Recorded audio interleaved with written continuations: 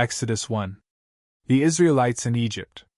These are the names of the sons of Israel, that is, Jacob, who moved to Egypt with their father, each with his family: Reuben, Simeon, Levi, Judah, Issachar, Zebulun, Benjamin, Dan, Naphtali, Gad, and Asher. In all, Jacob had 70 descendants in Egypt, including Joseph, who was already there. In time, Joseph and all of his brothers died, ending that entire generation. But their descendants, the Israelites, had many children and grandchildren. In fact, they multiplied so greatly that they became extremely powerful and filled the land. Eventually, a new king came to power in Egypt who knew nothing about Joseph or what he had done. He said to his people, "Look, the people of Israel now outnumber us and are stronger than we are. We must make a plan to keep them from growing even more. If we don't, and if war breaks out, they will join our enemies and fight against us. Then they will escape from the country." So the Egyptians made the Israelites their slaves. They appointed brutal slave drivers over them, hoping to wear them down with crushing labor. They forced them to build the cities of Pithom and Ramesses as supply centers for the king. But the more the Egyptians oppressed them, the more the Israelites multiplied and spread, and the more alarmed the Egyptians became. So the Egyptians worked the people of Israel without mercy. They made their lives bitter, forcing them to mix mortar and make bricks and do all the work in the fields. They were ruthless in all their demands. Then Pharaoh, the king of Egypt, gave this order to the Hebrew midwives, Shiphrah and Puah: "When you help the Hebrew women as they give birth, watch as they deliver. If the baby is a boy, kill him; if it is a girl, let her live." But because the midwives feared God, they refused to obey the king's orders. They allowed the boys to live, too. So the king of Egypt called for the midwives. "Why have you done this?" he demanded. "Why have you allowed the boys to live?" "The Hebrew women are not like the Egyptian women," the midwives replied. "They are more vigorous and have their babies so quickly that we cannot get there in time." So God was good to the midwives, and the Israelites continued to multiply, growing more and more powerful. And because the midwives feared God, He gave them families of their own. Then Pharaoh gave this order to all his people: "Throw every newborn Hebrew boy into the Nile River. But you may let the girls live." Exodus 2. The birth of Moses. About this time, a man and woman from the tribe of Levi got married. The woman became pregnant and gave birth to a son. She saw that he was a special baby and kept him hidden for 3 months. But when she could no longer hide him, she got a basket made of papyrus reeds and waterproofed it with tar and pitch.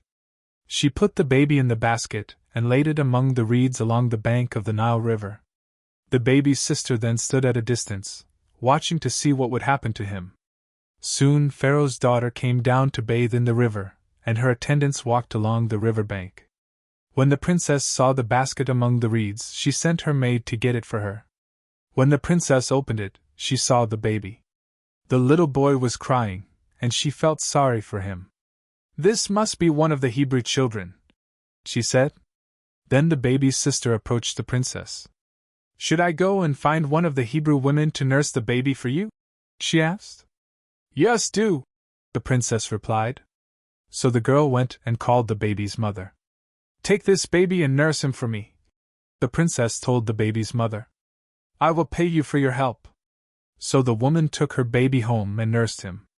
Later, when the boy was older, his mother brought him back to Pharaoh's daughter, who adopted him as her own son. The princess named him Moses, for she explained, "I lifted him out of the water." Moses escapes to Midian. Many years later, when Moses had grown up, he went out to visit his own people, the Hebrews, and he saw how hard they were forced to work. During his visit, he saw an Egyptian beating one of his fellow Hebrews. After looking in all directions to make sure no one was watching, Moses killed the Egyptian and hid the body in the sand. The next day, when Moses went out to visit his people again, he saw 2 Hebrew men fighting. "Why are you beating up your friend?" Moses said to the one who had started the fight. The man replied, "Who appointed you to be our prince and judge? Are you going to kill me as you killed that Egyptian yesterday?" Then Moses was afraid, thinking, "Everyone knows what I did. And sure enough, Pharaoh heard what had happened, and he tried to kill Moses. But Moses fled from Pharaoh and went to live in the land of Midian. When Moses arrived in Midian, he sat down beside a well. Now the priest of Midian had 7 daughters who came as usual to draw water and fill the water troughs for their father's flocks. But some other shepherds came and chased them away. So Moses jumped up and rescued the girls from the shepherds. Then he drew water for their flocks. When the girls returned to Reuel, their father, he asked, "Why are you back so soon today?" "An Egyptian rescued us from the shepherds," they answered. "And then he drew water for us and watered our flocks." "Then where is he?" their father asked. "Why did you leave him there? Invite him to come and eat with us." Moses accepted the invitation, and he settled there with him. In time, Reuel gave Moses his daughter Zipporah to be his wife. Later she gave birth to a son, and Moses named him Gershom, for he explained, "I have been a foreigner in a foreign land." Years passed, and the king of Egypt died. But the Israelites continued to groan under their burden of slavery. They cried out for help, and their cry rose up to God. God heard their groaning, and he remembered his covenant promise to Abraham, Isaac, and Jacob. He looked down on the people of Israel and knew it was time to act. Exodus 3. Moses and the burning bush. One day Moses was tending the flock of his father-in-law, Jethro, the priest of Midian. He led the flock far into the wilderness and came to Sinai, the mountain of God. There the angel of the Lord appeared to him in a blazing fire from the middle of a bush. Moses stared in amazement. Though the bush was engulfed in flames, it didn't burn up. "This is amazing," Moses said to himself. "Why isn't that bush burning up? I must go see it." When the Lord saw Moses coming to take a closer look, God called to him from the middle of the bush. "Moses! Moses! Here I am," Moses replied. "Do not come any closer," the Lord warned. "Take off your sandals, for you are standing on holy ground. I am the God of your father, the God of Abraham, the God of Isaac, and the God of Jacob." When Moses heard this, he covered his face because he was afraid to look at God. Then the Lord told him, "I have certainly seen the oppression of my people in Egypt. I have heard their cries of distress because of their harsh slave drivers. Yes, I am aware of their suffering. So I have come down to rescue them from the power of the Egyptians and lead them out of Egypt into their own fertile and spacious land. It is a land flowing with milk and honey, the land where the Canaanites, Hittites, Amorites, Perizzites, Hivites, and Jebusites now live. Look! The cry of the people of Israel has reached me, and I have seen how harshly the Egyptians abused them. Now go, for I am sending you to Pharaoh. You must lead my people Israel out of Egypt." But Moses protested to God. "Who am I to appear before Pharaoh? Who am I to lead the people of Israel out of Egypt?" God answered, "I will be with you. And this is your sign that I am the one who has sent you. When you have brought the people out of Egypt, you will worship God at this very mountain." But Moses protested. "If I go to the people of Israel and tell them, 'The God of your ancestors has sent me to you,' they will ask me, 'What is his name?' Then what should I tell them?" God replied to Moses, "I am who I am. Say this to the people of Israel, 'I am has sent me to you.'" God also said to Moses, "Say this to the people of Israel, 'Yahweh, the God of your ancestors, the God of Abraham, the God of Isaac, and the God of Jacob, has sent me to you. This is my eternal name, my name to remember for all generations. Now go and call together all the elders of Israel. Tell them, Yahweh, the God of your ancestors, the God of Abraham, Isaac, and Jacob, has appeared to me. He told me, 'I have been watching closely, and I see how the Egyptians are treating you. I have promised to rescue you from your oppression in Egypt. I will lead you to a land flowing with milk and honey, the land where the Canaanites, Hittites, Amorites, Perizzites, Hivites, and Jebusites now live. The elders of Israel will accept your message. Then you and the elders must go to the king of Egypt and tell him, "The Lord, the God of the Hebrews, has met with us. So please let us take a 3-day journey into the wilderness to offer sacrifices to the Lord, our God." But I know that the king of Egypt will not let you go unless a mighty hand forces him. So I will raise my hand and strike the Egyptians, performing all kinds of miracles among them. Then at last he will let you go. And I will cause the Egyptians to look favorably on you. They will give you gifts when you go, so you will not leave empty-handed. Every Israelite woman will ask for articles of silver and gold and fine clothing from her Egyptian neighbors and from the foreign women in their houses. You will dress your sons and daughters with these, stripping the Egyptians of their wealth. Exodus 4. Signs of the Lord's power. But Moses protested again. What if they won't believe me or listen to me? What if they say, "The Lord never appeared to you"? Then the Lord asked him, "What is that in your hand?" "A shepherd's staff." Moses replied, "Throw it down on the ground." The Lord told him. So Moses threw down the staff, and it turned into a snake. Moses jumped back. Then the Lord told him, "Reach out and grab its tail." So Moses reached out and grabbed it, and it turned back into a shepherd's staff in his hand. "Perform this sign," the Lord told him. "Then they will believe that the Lord, the God of their ancestors, the God of Abraham, the God of Isaac, and the God of Jacob, really has appeared to you." Then the Lord said to Moses, "Now put your hand inside your cloak." So Moses put his hand inside his cloak, and when he took it out again, his hand was white as snow with a severe skin disease. "Now put your hand back into your cloak," the Lord said. So Moses put his hand back in, and when he took it out again, it was as healthy as the rest of his body. The Lord said to Moses, "If they do not believe you and are not convinced by the first miraculous sign, they will be convinced by the second sign. And if they don't believe you or listen to you even after these two signs, then take some water from the Nile River and pour it out on the dry ground. When you do, the water from the Nile will turn to blood on the ground." But Moses pleaded with the Lord, "O Lord, I'm not very good with words. I never have been, and I'm not now, even though you have spoken to me. I get tongue-tied, and my words get tangled." Then the Lord asked Moses, "Who makes a person's mouth? Who decides whether people speak or do not speak, hear or do not hear, see or do not see? Is it not I, the Lord? Now go! I will be with you as you speak, and I will instruct you in what to say." But Moses again pleaded, "Lord, please! Send anyone else." Then the Lord became angry with Moses.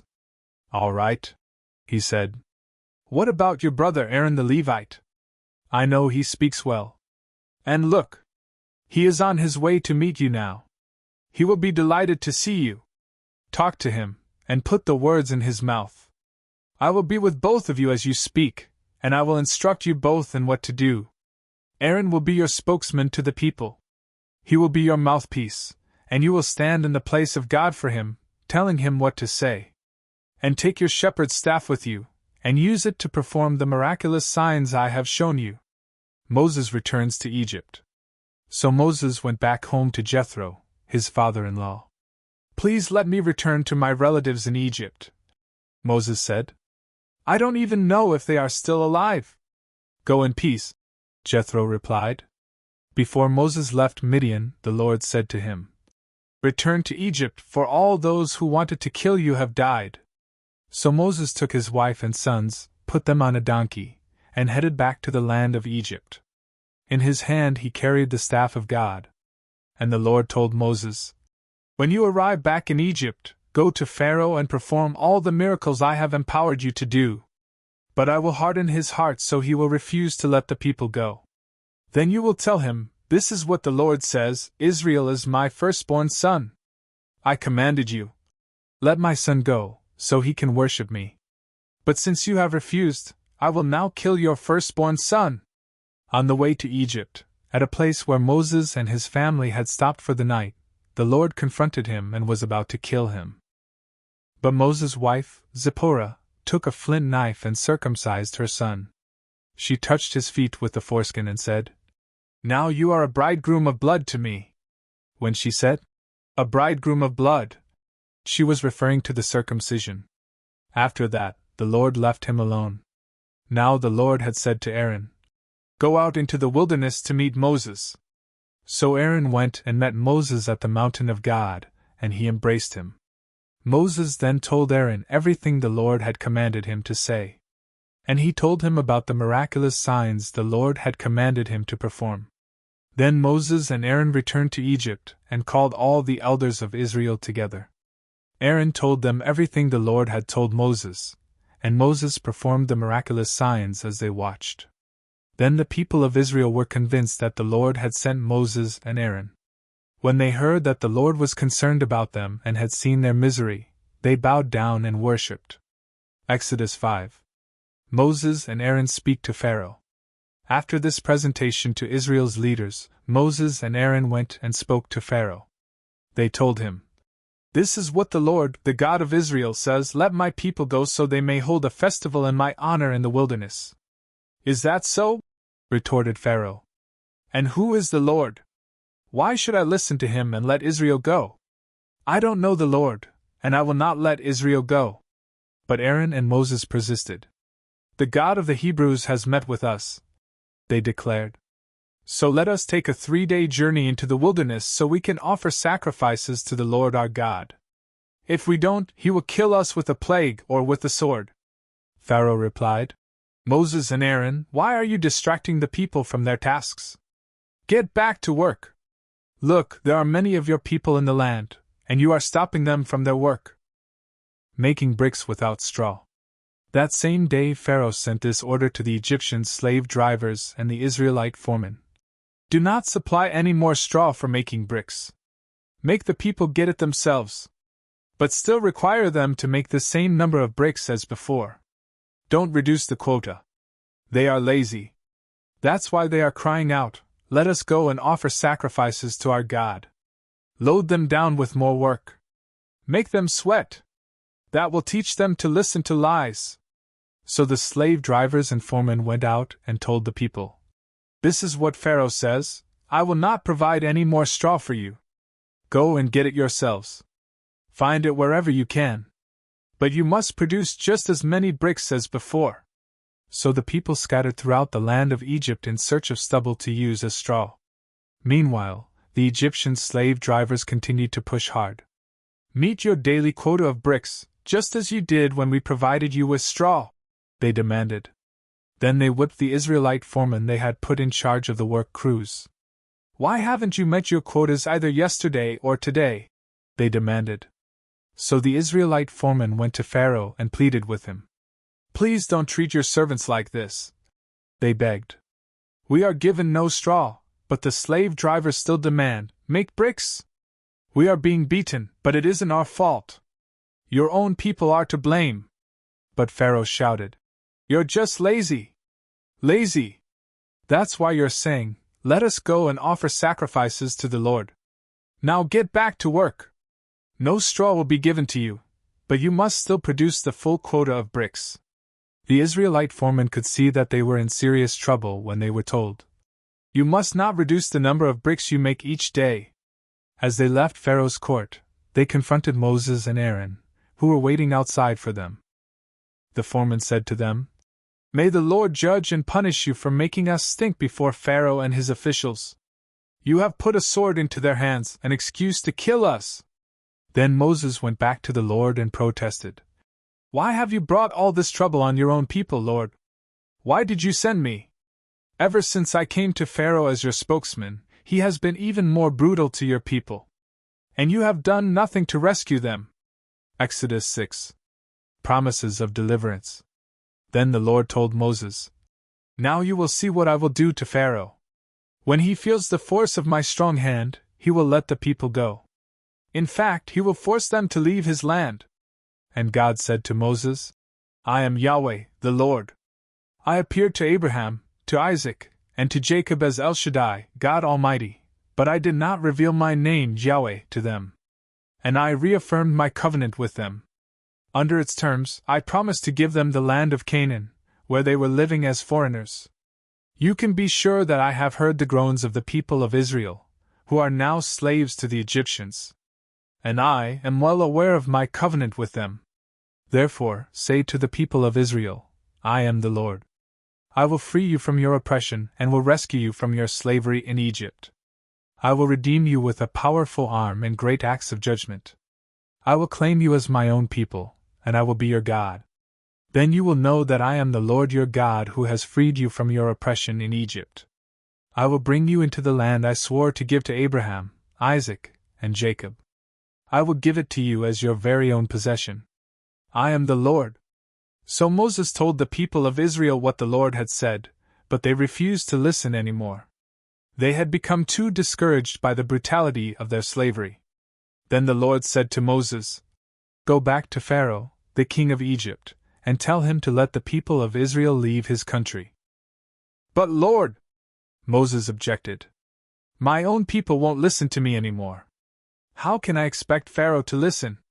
I'm such a clumsy speaker." But the Lord spoke to Moses and Aaron and gave them orders for the Israelites and for Pharaoh, the king of Egypt. The Lord commanded Moses and Aaron to lead the people of Israel out of Egypt. The ancestors of Moses and Aaron. These are the ancestors of some of the clans of Israel. The sons of Reuben, Israel's oldest son, were Hanok, Palu, Hezron, and Carmi. Their descendants became the clans of Reuben. The sons of Simeon were Jemuel, Jamin, Ohad, Jachin, Zohar, and Shaul. Shaul's mother was a Canaanite woman. Their descendants became the clans of Simeon. These are the descendants of Levi, as listed in their family records. The sons of Levi were Gershon, Kohath, and Merari. Levi lived to be 137 years old. The descendants of Gershon included Libni and Shimi, each of whom became the ancestor of a clan. The descendants of Kohath included Amram, Izhar, Hebron, and Uzziel. Kohath lived to be 133 years old. The descendants of Merari included Mali and Mushi. These are the clans of the Levites, as listed in their family records. Amram married his father's sister Jochebed, and she gave birth to his sons, Aaron and Moses.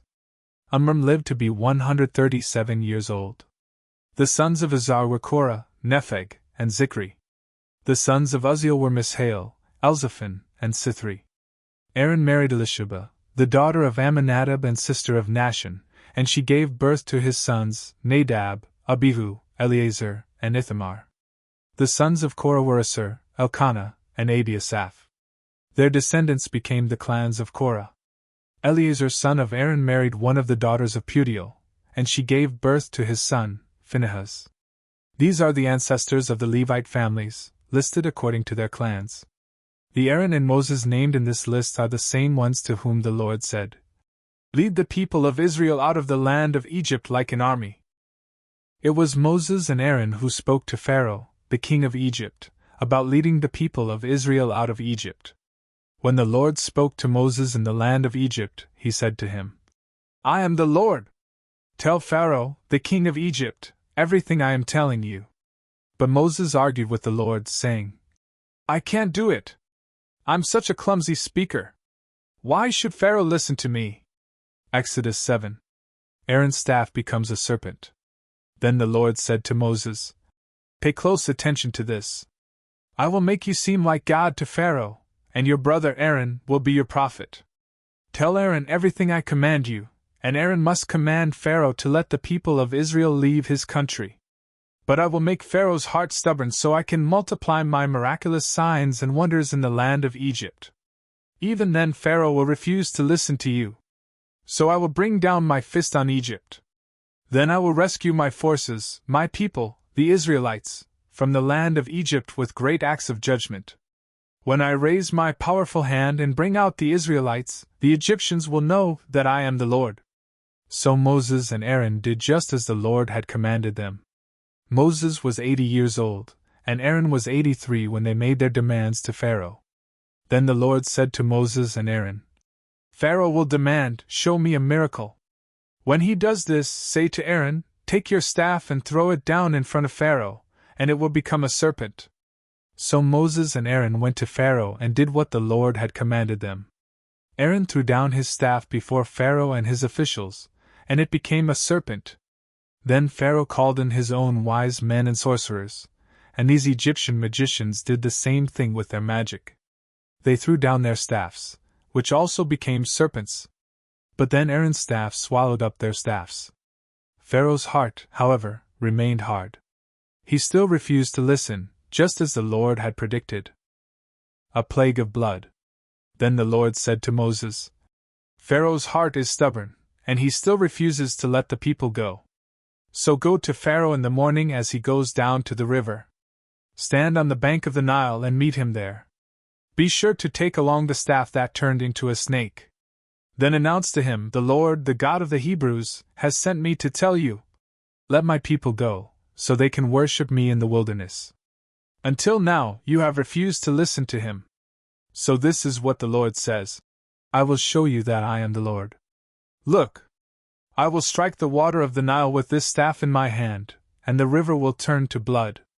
The fish in it will die, and the river will stink. The Egyptians will not be able to drink any water from the Nile. Then the Lord said to Moses, Tell Aaron, take your staff and raise your hand over the waters of Egypt, all its rivers, canals, ponds, and all the reservoirs. Turn all the water to blood. Everywhere in Egypt the water will turn to blood, even the water stored in wooden bowls and stone pots. So Moses and Aaron did just as the Lord commanded them. As Pharaoh and all of his officials watched, Aaron raised his staff and struck the water of the Nile. Suddenly, the whole river turned to blood. The fish in the river died, and the water became so foul that the Egyptians couldn't drink it. There was blood everywhere throughout the land of Egypt. But again the magicians of Egypt used their magic, and they, too, turned water into blood. So Pharaoh's heart remained hard. He refused to listen to Moses and Aaron, just as the Lord had predicted. Pharaoh returned to his palace, and put the whole thing out of his mind. Then all the Egyptians dug along the river bank to find drinking water, for they couldn't drink the water from the Nile. 7 days passed from the time the Lord struck the Nile. Exodus 8. A plague of frogs.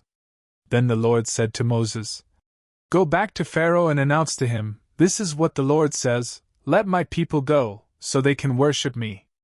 If you refuse to let them go, I will send a plague of frogs across your entire land. The Nile River will swarm with frogs. They will come up out of the river and into your palace, even into your bedroom and onto your bed. They will enter the houses of your officials and your people. They will even jump into your ovens and your kneading bowls.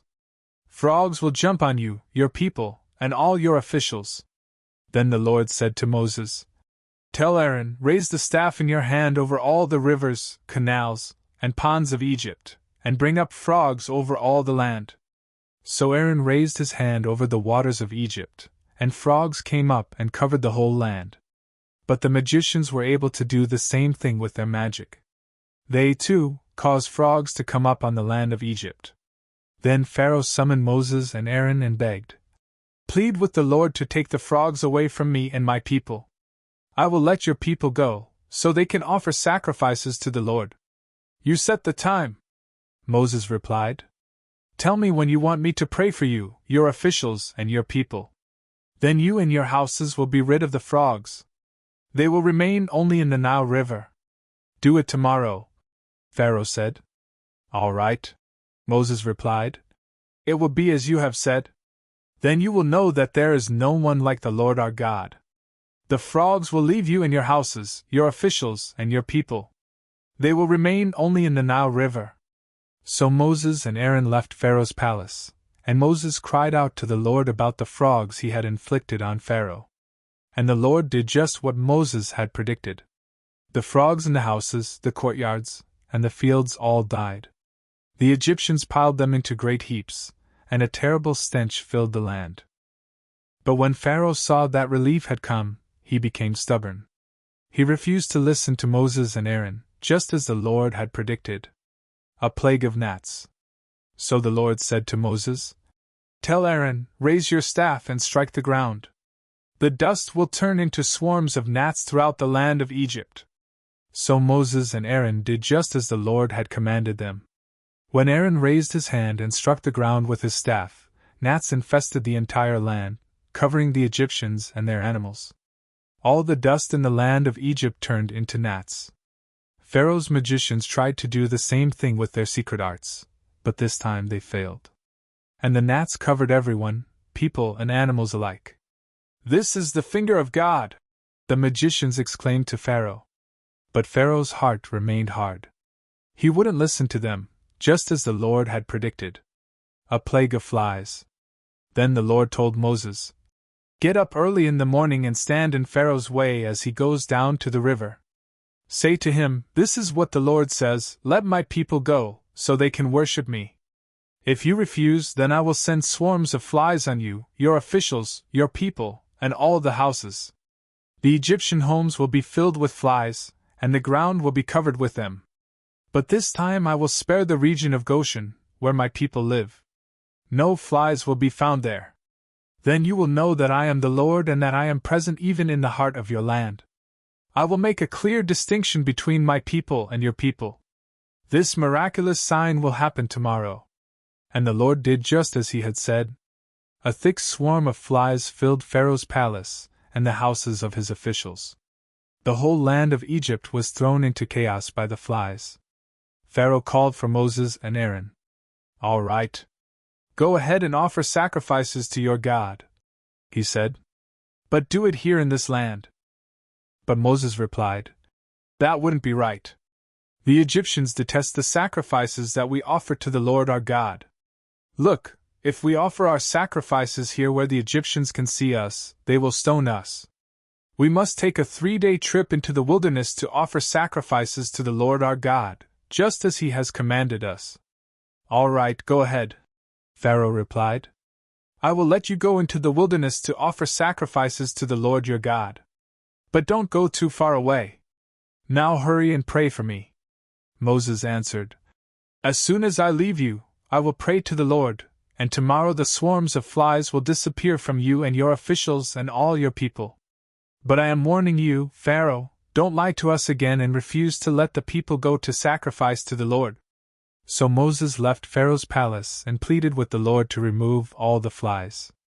And the Lord did as Moses asked and caused the swarms of flies to disappear from Pharaoh, his officials, and his people. Not a single fly remained. But Pharaoh again became stubborn and refused to let the people go. Exodus 9. A plague against livestock. "Go back to Pharaoh," the Lord commanded Moses.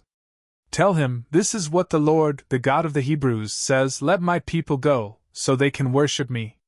If you continue to hold them and refuse to let them go, the hand of the Lord will strike all your livestock, your horses, donkeys, camels, cattle, sheep, and goats, with a deadly plague. But the Lord will again make a distinction between the livestock of the Israelites and that of the Egyptians. Not a single one of Israel's animals will die. The Lord has already set the time for the plague to begin. He has declared that he will strike the land tomorrow." And the Lord did just as he had said. The next morning all the livestock of the Egyptians died, but the Israelites didn't lose a single animal. Pharaoh sent his officials to investigate, and they discovered that the Israelites had not lost a single animal.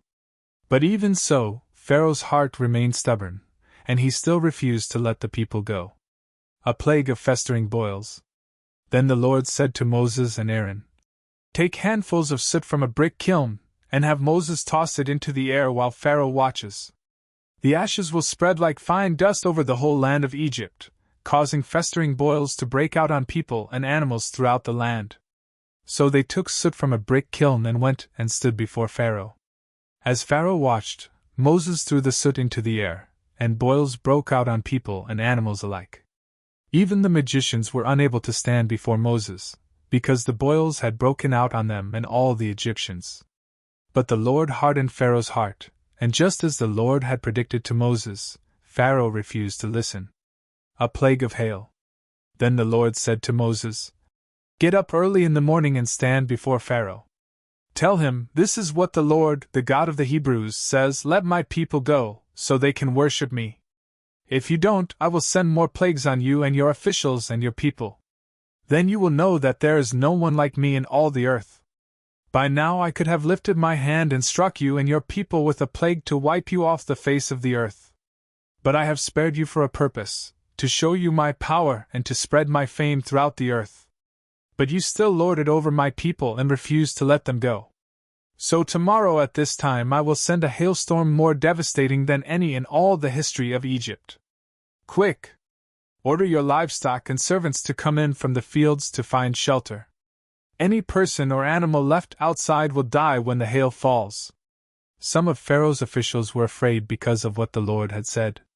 They quickly brought their servants and livestock in from the fields. But those who paid no attention to the word of the Lord left theirs out in the open.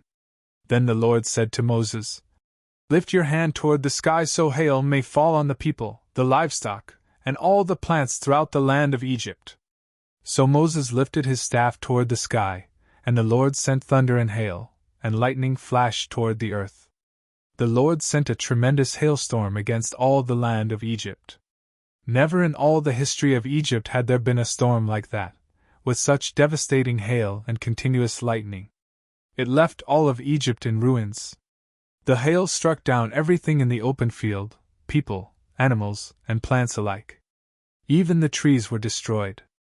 The only place without hail was the region of Goshen, where the people of Israel lived. Then Pharaoh quickly summoned Moses and Aaron. "This time I have sinned," he confessed. "The Lord is the righteous one, and my people and I are wrong. Please beg the Lord to end this terrifying thunder and hail. We've had enough. I will let you go, you don't need to stay any longer." "All right," Moses replied. "As soon as I leave the city, I will lift my hands and pray to the Lord. Then the thunder and hail will stop, and you will know that the earth belongs to the Lord. But I know that you and your officials still do not fear the Lord God." All the flax and barley were ruined by the hail, because the barley had formed heads and the flax was budding. But the wheat and the emmer wheat were spared, because they had not yet sprouted from the ground. So Moses left Pharaoh's court and went out of the city. When he lifted his hands to the Lord, the thunder and hail stopped, and the downpour ceased. But when Pharaoh saw that the rain, hail, and thunder had stopped, he and his officials sinned again, and Pharaoh again became stubborn. Because his heart was hard, Pharaoh refused to let the people leave, just as the Lord had predicted through Moses. Exodus 10. A plague of locusts. Then the Lord said to Moses, "Return to Pharaoh and make your demands again. I have made him and his officials stubborn so I can display my miraculous signs among them. I've also done it so you can tell your children and grandchildren about how I made a mockery of the Egyptians and about the signs I displayed among them, and so you will know that I am the Lord." So Moses and Aaron went to Pharaoh and said, "This is what the Lord, the God of the Hebrews, says: How long will you refuse to submit to me? Let my people go, so they can worship me. If you refuse, watch out. For tomorrow I will bring a swarm of locusts on your country. They will cover the land so that you won't be able to see the ground. They will devour what little is left of your crops after the hailstorm, including all the trees growing in the fields. They will overrun your palaces and the homes of your officials and all the houses in Egypt. Never in the history of Egypt have your ancestors seen a plague like this one." And with that, Moses turned and left Pharaoh. Pharaoh's officials now came to Pharaoh and appealed to him. "How long will you let this man hold us hostage? Let the men go to worship the Lord their God. Don't you realize that Egypt lies in ruins?" So Moses and Aaron were brought back to Pharaoh. "All right," he told them. "Go and worship the Lord your God. But who exactly will be going with you?" Moses replied, "We will all go, young and old, our sons and daughters, and our flocks and herds. We must all join together in celebrating a festival to the Lord." Pharaoh retorted, "The Lord will certainly need to be with you if I let you take your little ones. I can see through your evil plan. Never! Only the men may go and worship the Lord, since that is what you requested." And Pharaoh threw them out of the palace. Then the Lord said to Moses, "Raise your hand over the land of Egypt to bring on the locusts. Let them cover the land and devour every plant that survived the hailstorm." So Moses raised his staff over Egypt, and the Lord caused an east wind to blow over the land all that day and through the night. When morning arrived, the east wind had brought the locusts. And the locusts swarmed over the whole land of Egypt, settling in dense swarms from one end of the country to the other.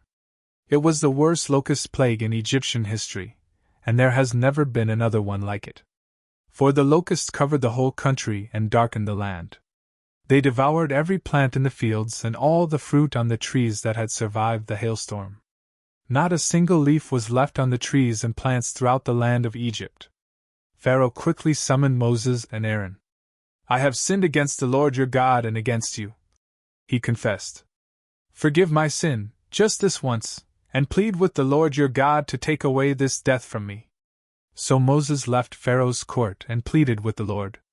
The Lord responded by shifting the wind, and the strong west wind blew the locusts into the Red Sea. Not a single locust remained in all the land of Egypt. But the Lord hardened Pharaoh's heart again, so he refused to let the people go. A plague of darkness. Then the Lord said to Moses, "Lift your hand toward heaven, and the land of Egypt will be covered with a darkness so thick you can feel it." So Moses lifted his hand to the sky, and a deep darkness covered the entire land of Egypt for 3 days. During all that time the people could not see each other, and no one moved. But there was light as usual where the people of Israel lived. Finally, Pharaoh called for Moses.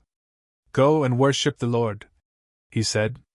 "But leave your flocks and herds here. You may even take your little ones with you." "No," Moses said. "You must provide us with animals for sacrifices and burnt offerings to the Lord our God. All our livestock must go with us, too, not a hoof can be left behind. We must choose our sacrifices for the Lord our God from among these animals. And we won't know how we are to worship the Lord until we get there." But the Lord hardened Pharaoh's heart once more, and he would not let them go. "Get out of here!" Pharaoh shouted at Moses. "I'm warning you. Never come back to see me again. The day you see my face, you will die." "Very well," Moses replied. "I will never see your face again." Exodus 11. Death for Egypt's firstborn. Then the Lord said to Moses, "I will strike Pharaoh and the land of Egypt with one more blow. After that, Pharaoh will let you leave this country. In fact, he will be so eager to get rid of you that he will force you all to leave. Tell all the Israelite men and women to ask their Egyptian neighbors for articles of silver and gold." Now the Lord had caused the Egyptians to look favorably on the people of Israel.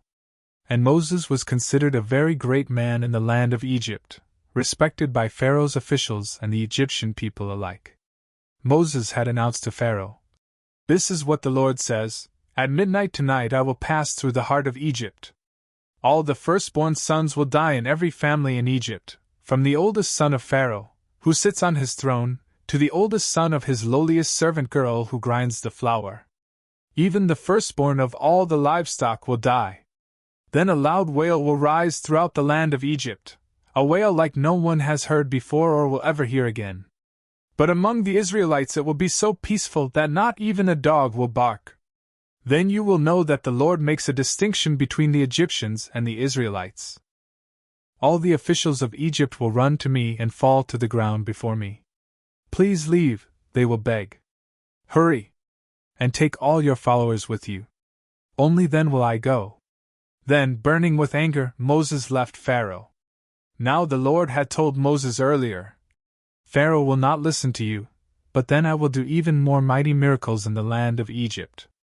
Moses and Aaron performed these miracles in Pharaoh's presence, but the Lord hardened Pharaoh's heart, and he wouldn't let the Israelites leave the country. Exodus 12. The first Passover. While the Israelites were still in the land of Egypt, the Lord gave the following instructions to Moses and Aaron. "From now on, this month will be the first month of the year for you. Announce to the whole community of Israel that on the 10th day of this month each family must choose a lamb or a young goat for a sacrifice, one animal for each household. If a family is too small to eat a whole animal, let them share with another family in the neighborhood. Divide the animal according to the size of each family and how much they can eat. The animal you select must be a 1-year-old male, either a sheep or a goat, with no defects. Take special care of this chosen animal until the evening of the 14th day of this first month. Then the whole assembly of the community of Israel must slaughter their lamb or young goat at twilight. They are to take some of the blood and smear it on the sides and top of the doorframes of the houses where they eat the animal. That same night they must roast the meat over a fire and eat it along with bitter salad greens and bread made without yeast. Do not eat any of the meat raw or boiled in water. The whole animal, including the head, legs, and internal organs, must be roasted over a fire. Do not leave any of it until the next morning. Burn whatever is not eaten before morning. These are your instructions for eating this meal. Be fully dressed, wear your sandals, and carry your walking stick in your hand. Eat the meal with urgency, for this is the Lord's Passover. On that night I will pass through the land of Egypt, and strike down every firstborn son and firstborn male animal in the land of Egypt. I will execute judgment against all the gods of Egypt, for I am the Lord. But the blood on your doorposts will serve as a sign, marking the houses where you are staying. When I see the blood, I will pass over you. This plague of death will not touch you when I strike the land of Egypt. This is a day to remember. Each year, from generation to generation, you must celebrate it as a special festival to the Lord. This is a law for all time. For 7 days the bread you eat must be made without yeast. On the first day of the festival, remove every trace of yeast from your homes. Anyone who eats bread made with yeast during the 7 days of the festival will be cut off from the community of Israel. On the first day of the festival and again on the 7th day, all the people must observe an official day for holy assembly. No work of any kind may be done on these days except in the preparation of food.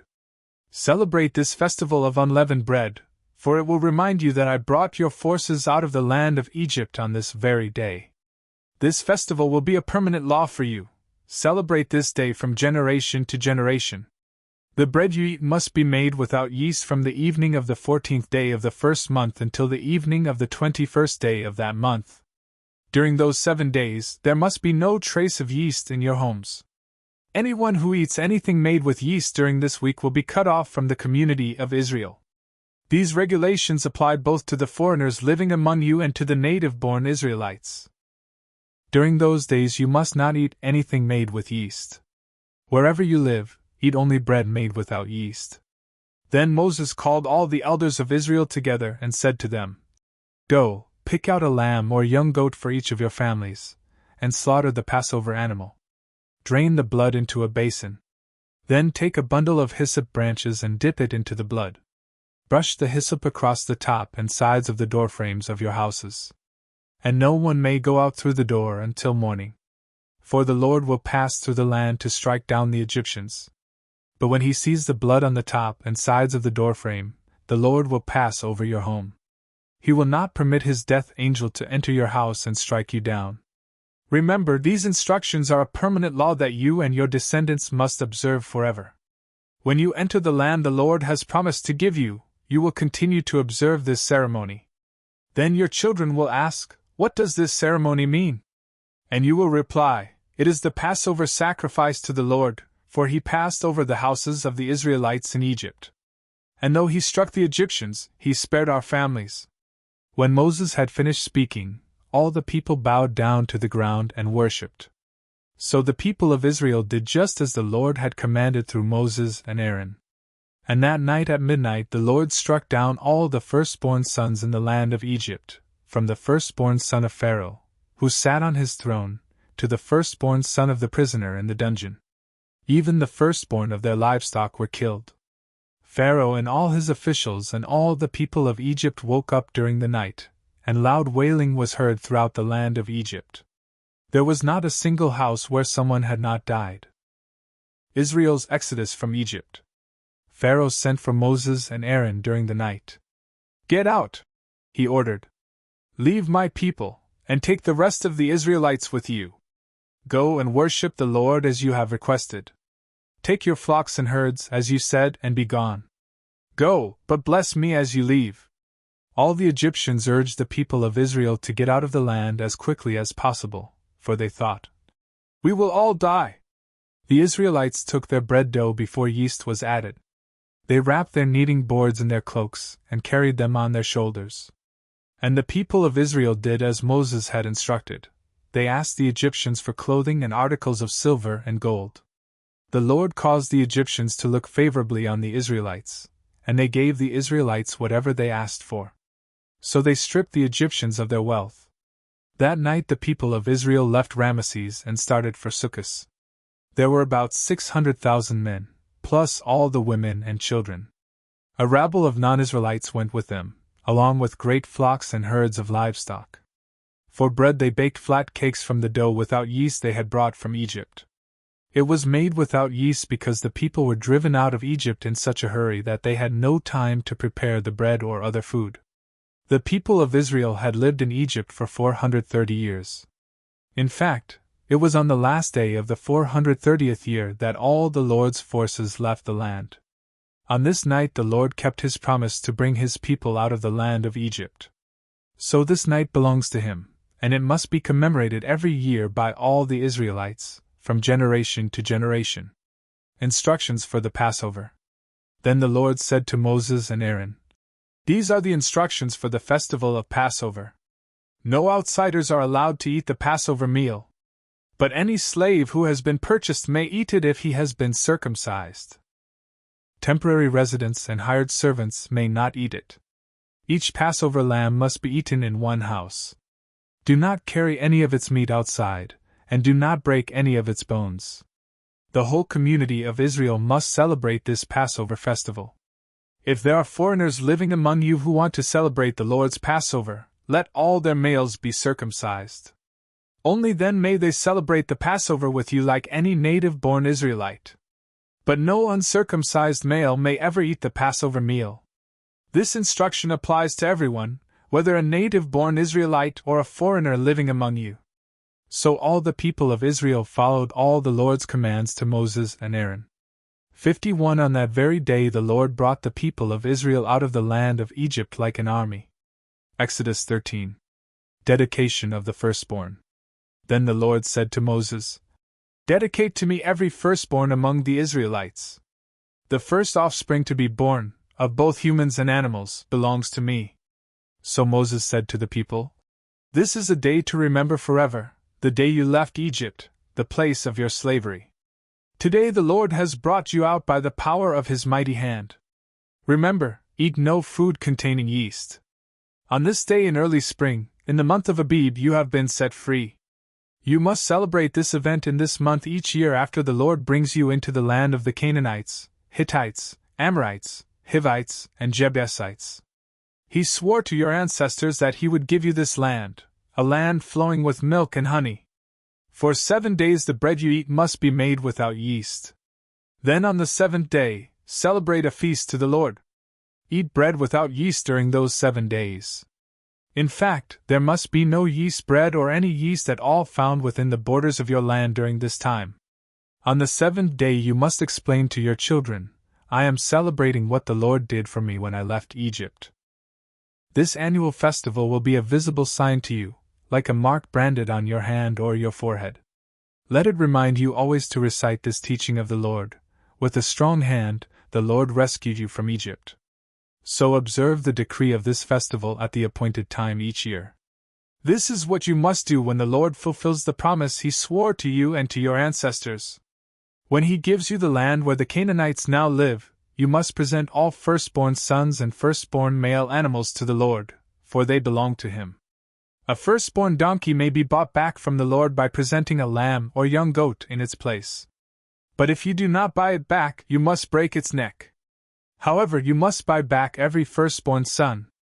And in the future, your children will ask you, what does all this mean? Then you will tell them, with the power of his mighty hand, the Lord brought us out of Egypt, the place of our slavery. Pharaoh stubbornly refused to let us go, so the Lord killed all the firstborn males throughout the land of Egypt, both people and animals. That is why I now sacrifice all the firstborn males to the Lord, except that the firstborn sons are always bought back. This ceremony will be like a mark branded on your hand or your forehead. It is a reminder that the power of the Lord's mighty hand brought us out of Egypt. Israel's wilderness detour. When Pharaoh finally let the people go, God did not lead them along the main road that runs through Philistine territory, even though that was the shortest route to the Promised Land. God said, if the people are faced with a battle, they might change their minds and return to Egypt. So God led them in a roundabout way through the wilderness toward the Red Sea. Thus the Israelites left Egypt like an army ready for battle. Moses took the bones of Joseph with him, for Joseph had made the sons of Israel swear to do this. he said. God will certainly come to help you. When he does, you must take my bones with you from this place. The Israelites left Sukkot and camped at Etham on the edge of the wilderness. The Lord went ahead of them. He guided them during the day with a pillar of cloud, and he provided light at night with a pillar of fire. This allowed them to travel by day or by night. And the Lord did not remove the pillar of cloud or pillar of fire from its place in front of the people. Exodus 14. Then the Lord gave these instructions to Moses. Order the Israelites to turn back and camp by Pi-hahiroth between Migdal and the sea. Camp there along the shore, across from Baal-zephon. Then Pharaoh will think, the Israelites are confused. They are trapped in the wilderness. And once again I will harden Pharaoh's heart, and he will chase after you. I have planned this in order to display my glory through Pharaoh and his whole army. After this the Egyptians will know that I am the Lord. So the Israelites camped there as they were told. The Egyptians pursue Israel. When word reached the king of Egypt that the Israelites had fled, Pharaoh and his officials changed their minds. What have we done, letting all those Israelite slaves get away? They asked. So Pharaoh harnessed his chariot and called up his troops. He took with him 600 of Egypt's best chariots, along with the rest of the chariots of Egypt, each with its commander. The Lord hardened the heart of Pharaoh, the king of Egypt, so he chased after the people of Israel, who had left with fists raised in defiance. The Egyptians chased after them with all the forces in Pharaoh's army, all his horses and chariots, his charioteers, and his troops. The Egyptians caught up with the people of Israel as they were camped beside the shore near Pi-hahiroth, across from Baal-zephon. As Pharaoh approached, the people of Israel looked up and panicked when they saw the Egyptians overtaking them. They cried out to the Lord, and they said to Moses, "Why did you bring us out here to die in the wilderness? Weren't there enough graves for us in Egypt? What have you done to us? Why did you make us leave Egypt? Didn't we tell you this would happen while we were still in Egypt? We said, 'Leave us alone. Let us be slaves to the Egyptians. It's better to be a slave in Egypt than a corpse in the wilderness.'" But Moses told the people, "Don't be afraid. Just stand still and watch the Lord rescue you today. The Egyptians you see today will never be seen again. The Lord himself will fight for you. Just stay calm. Escape through the Red Sea." Then the Lord said to Moses, "Why are you crying out to me? Tell the people to get moving. Pick up your staff and raise your hand over the sea. Divide the waters so the Israelites can walk through the middle of the sea on dry ground. And I will harden the hearts of the Egyptians, and they will charge in after the Israelites. My great glory will be displayed through Pharaoh and his troops, his chariots, and his charioteers. When my glory is displayed through them, all Egypt will see my glory and know that I am the Lord." Then the angel of God, who had been leading the people of Israel, moved to the rear of the camp. The pillar of cloud also moved from the front and stood behind them. The cloud settled between the Egyptian and Israelite camps. As darkness fell, the cloud turned to fire, lighting up the night. But the Egyptians and Israelites did not approach each other all night. Then Moses raised his hand over the sea, and the Lord opened up a path through the water with a strong east wind. The wind blew all that night, turning the seabed into dry land. So the people of Israel walked through the middle of the sea on dry ground, with walls of water on each side. Then the Egyptians, all of Pharaoh's horses, chariots, and charioteers, chased them into the middle of the sea. But just before dawn the Lord looked down on the Egyptian army from the pillar of fire and cloud, and he threw their forces into total confusion. He twisted their chariot wheels, making their chariots difficult to drive. "Let's get out of here, away from these Israelites," the Egyptians shouted. "The Lord is fighting for them against Egypt." When all the Israelites had reached the other side, the Lord said to Moses, "Raise your hand over the sea again. Then the waters will rush back and cover the Egyptians and their chariots and charioteers." So as the sun began to rise, Moses raised his hand over the sea, and the water rushed back into its usual place. The Egyptians tried to escape, but the Lord swept them into the sea. Then the waters returned and covered all the chariots and charioteers, the entire army of Pharaoh.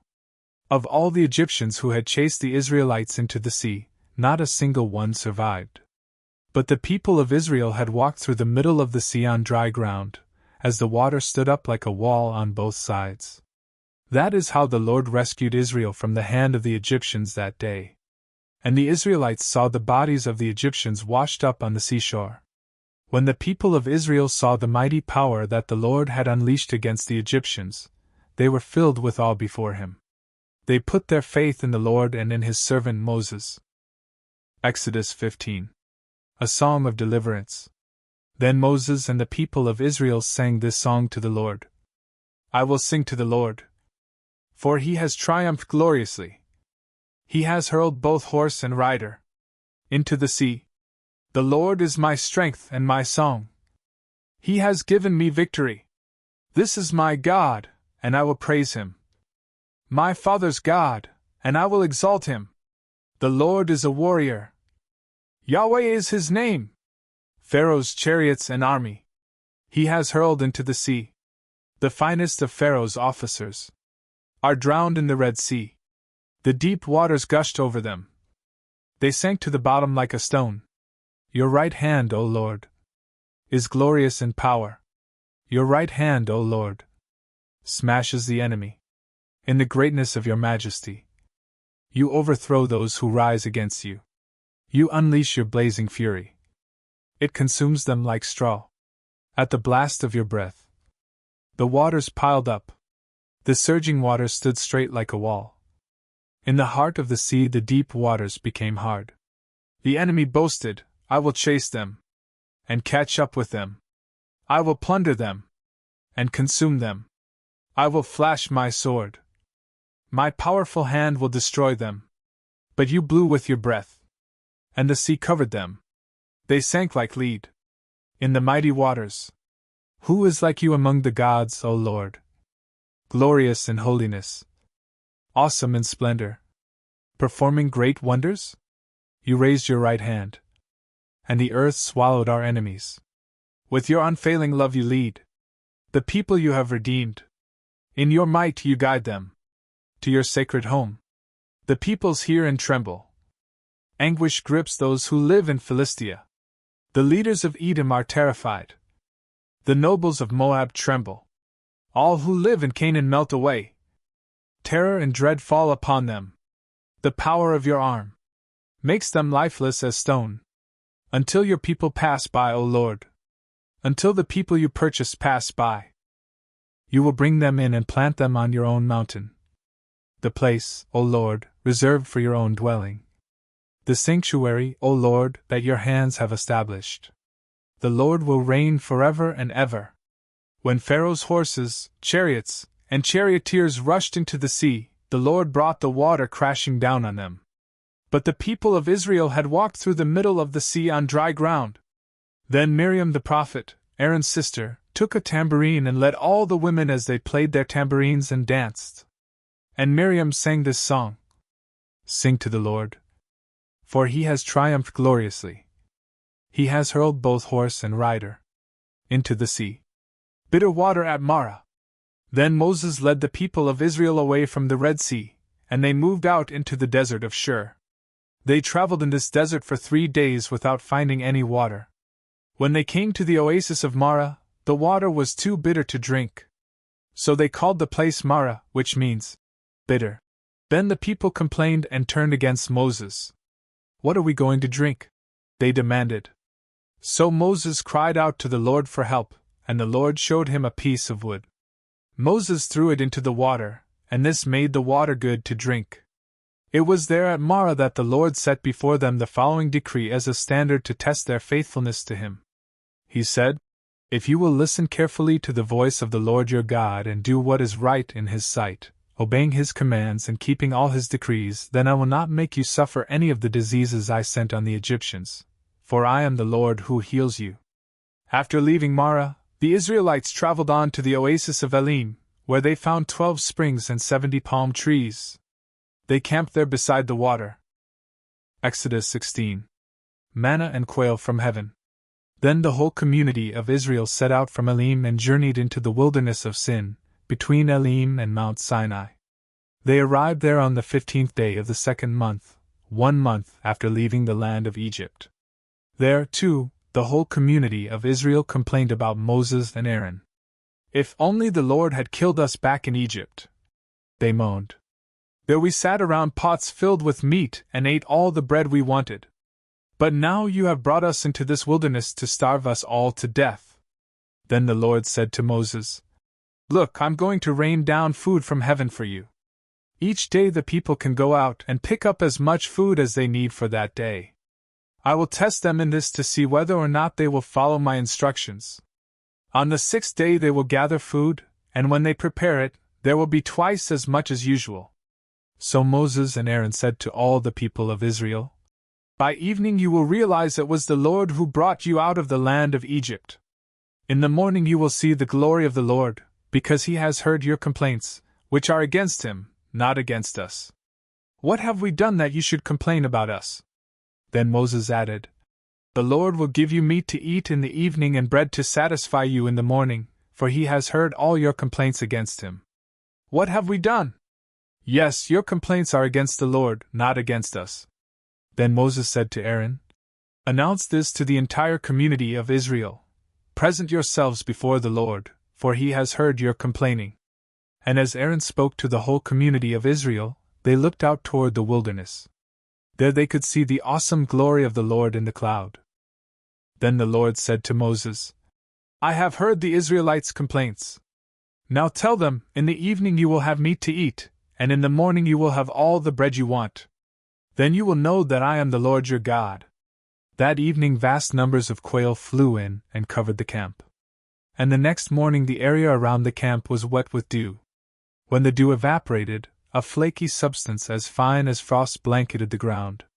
The Israelites were puzzled when they saw it. "What is it?" they asked each other. They had no idea what it was. And Moses told them, "It is the food the Lord has given you to eat. These are the Lord's instructions. Each household should gather as much as it needs. Pick up 2 quarts for each person in your tent." So the people of Israel did as they were told. Some gathered a lot, some only a little. But when they measured it out, everyone had just enough. Those who gathered a lot had nothing left over, and those who gathered only a little had enough. Each family had just what it needed. Then Moses told them, "Do not keep any of it until morning." But some of them didn't listen and kept some of it until morning. But by then it was full of maggots and had a terrible smell. Moses was very angry with them. After this the people gathered the food morning by morning, each family according to its need. And as the sun became hot, the flakes they had not picked up melted and disappeared. On the 6th day, they gathered twice as much as usual, 4 quarts for each person instead of 2. Then all the leaders of the community came and asked Moses for an explanation. He told them, "This is what the Lord commanded.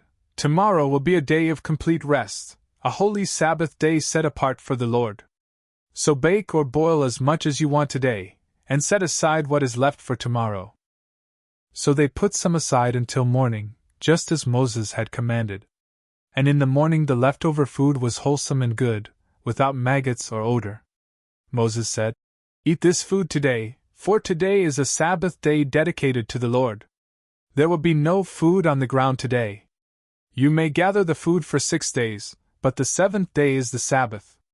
There will be no food on the ground that day." Some of the people went out anyway on the 7th day, but they found no food. The Lord asked Moses, "How long will these people refuse to obey my commands and instructions? They must realize that the Sabbath is the Lord's gift to you. That is why he gives you a 2-day supply on the 6th day, so there will be enough for 2 days. On the Sabbath day you must each stay in your place. Do not go out to pick up food on the 7th day." So the people did not gather any food on the 7th day. The Israelites called the food manna. It was white like coriander seed, and it tasted like honey wafers. Then Moses said, "This is what the Lord has commanded. Fill a 2-quart container with manna to preserve it for your descendants. Then later generations will be able to see the food I gave you in the wilderness when I set you free from Egypt." Moses said to Aaron, "Get a jar and fill it with 2 quarts of manna. Then put it in a sacred place before the Lord to preserve it for all future generations." Aaron did just as the Lord had commanded Moses. He eventually placed it in the Ark of the Covenant, in front of the stone tablets inscribed with the terms of the covenant. So the people of Israel ate manna for 40 years until they arrived at the land where they would settle. They ate manna until they came to the border of the land of Canaan. The container used to measure the manna was an omer, which was 1/10 of an ephah. It held about 2 quarts. Exodus 17. Water from the rock. At the Lord's command, the whole community of Israel left the wilderness of Sin and moved from place to place. Eventually they camped at Rephidim, but there was no water there for the people to drink. So once more the people complained against Moses. "Give us water to drink," they demanded. "Quiet," Moses replied. "Why are you complaining against me? And why are you testing the Lord?" But tormented by thirst, they continued to argue with Moses. "Why did you bring us out of Egypt? Are you trying to kill us, our children, and our livestock with thirst?" Then Moses cried out to the Lord, "What should I do with these people? They are ready to stone me." The Lord said to Moses, "Walk out in front of the people. Take your staff, the one you used when you struck the water of the Nile, and call some of the elders of Israel to join you. I will stand before you on the rock at Mount Sinai. Strike the rock, and water will come gushing out. Then the people will be able to drink." So Moses struck the rock as he was told, and water gushed out as the elders looked on. Moses named the place Massah, which means test, and Meribah, which means arguing, because the people of Israel argued with Moses and tested the Lord by saying, "Is the Lord here with us or not?" Israel defeats the Amalekites. While the people of Israel were still at Rephidim, the warriors of Amalek attacked them. Moses commanded Joshua, "Choose some men to go out and fight the army of Amalek for us. Tomorrow, I will stand at the top of the hill, holding the staff of God in my hand." So Joshua did what Moses had commanded and fought the army of Amalek. Meanwhile, Moses, Aaron, and Hur climbed to the top of a nearby hill. As long as Moses held up the staff in his hand, the Israelites had the advantage. But whenever he dropped his hand, the Amalekites gained the advantage. Moses' arms soon became so tired he could no longer hold them up. So Aaron and Hur found a stone for him to sit on. Then they stood on each side of Moses, holding up his hands. So his hands held steady until sunset. As a result, Joshua overwhelmed the army of Amalek in battle. After the victory, the Lord instructed Moses, "Write this down on a scroll as a permanent reminder, and read it aloud to Joshua. I will erase the memory of Amalek from under heaven." Moses built an altar there and named it Yahweh Nissi, which means, "The Lord is my banner," he said. "They have raised their fist against the Lord's throne, so now the Lord will be at war with Amalek generation after generation." Exodus 18. Jethro's visit to Moses. Moses' father-in-law, Jethro, the priest of Midian, heard about everything God had done for Moses and his people, the Israelites. He heard especially about how the Lord had rescued them from Egypt. Earlier, Moses had sent his wife, Zipporah, and his 2 sons back to Jethro, who had taken them in. Moses' first son was named Gershom, for Moses had said when the boy was born, "I have been a foreigner in a foreign land." His second son was named Eleazar, for Moses had said, "The God of my ancestors was my helper, he rescued me from the sword of Pharaoh." Jethro, Moses' father-in-law, now came to visit Moses in the wilderness. He brought Moses' wife and 2 sons with him, and they arrived while Moses and the people were camped near the mountain of God. Jethro had sent a message to Moses saying, "I, Jethro, your father-in-law, am coming to see you with your wife and your 2 sons." So Moses went out to meet his father-in-law. He bowed low and kissed him. They asked about each other's welfare and then went into Moses' tent. Moses told his father-in-law everything the Lord had done to Pharaoh and Egypt on behalf of Israel. He also told about all the hardships they had experienced along the way and how the Lord had rescued his people from all their troubles.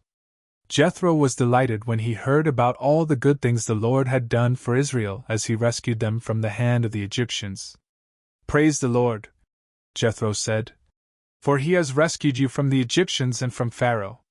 Yes, he has rescued Israel from the powerful hand of Egypt. I know now that the Lord is greater than all other gods, because he rescued his people from the oppression of the proud Egyptians."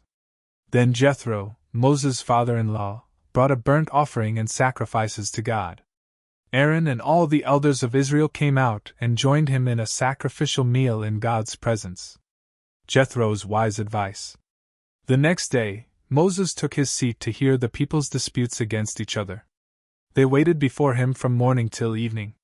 When Moses' father-in-law saw all that Moses was doing for the people, he asked, "What are you really accomplishing here?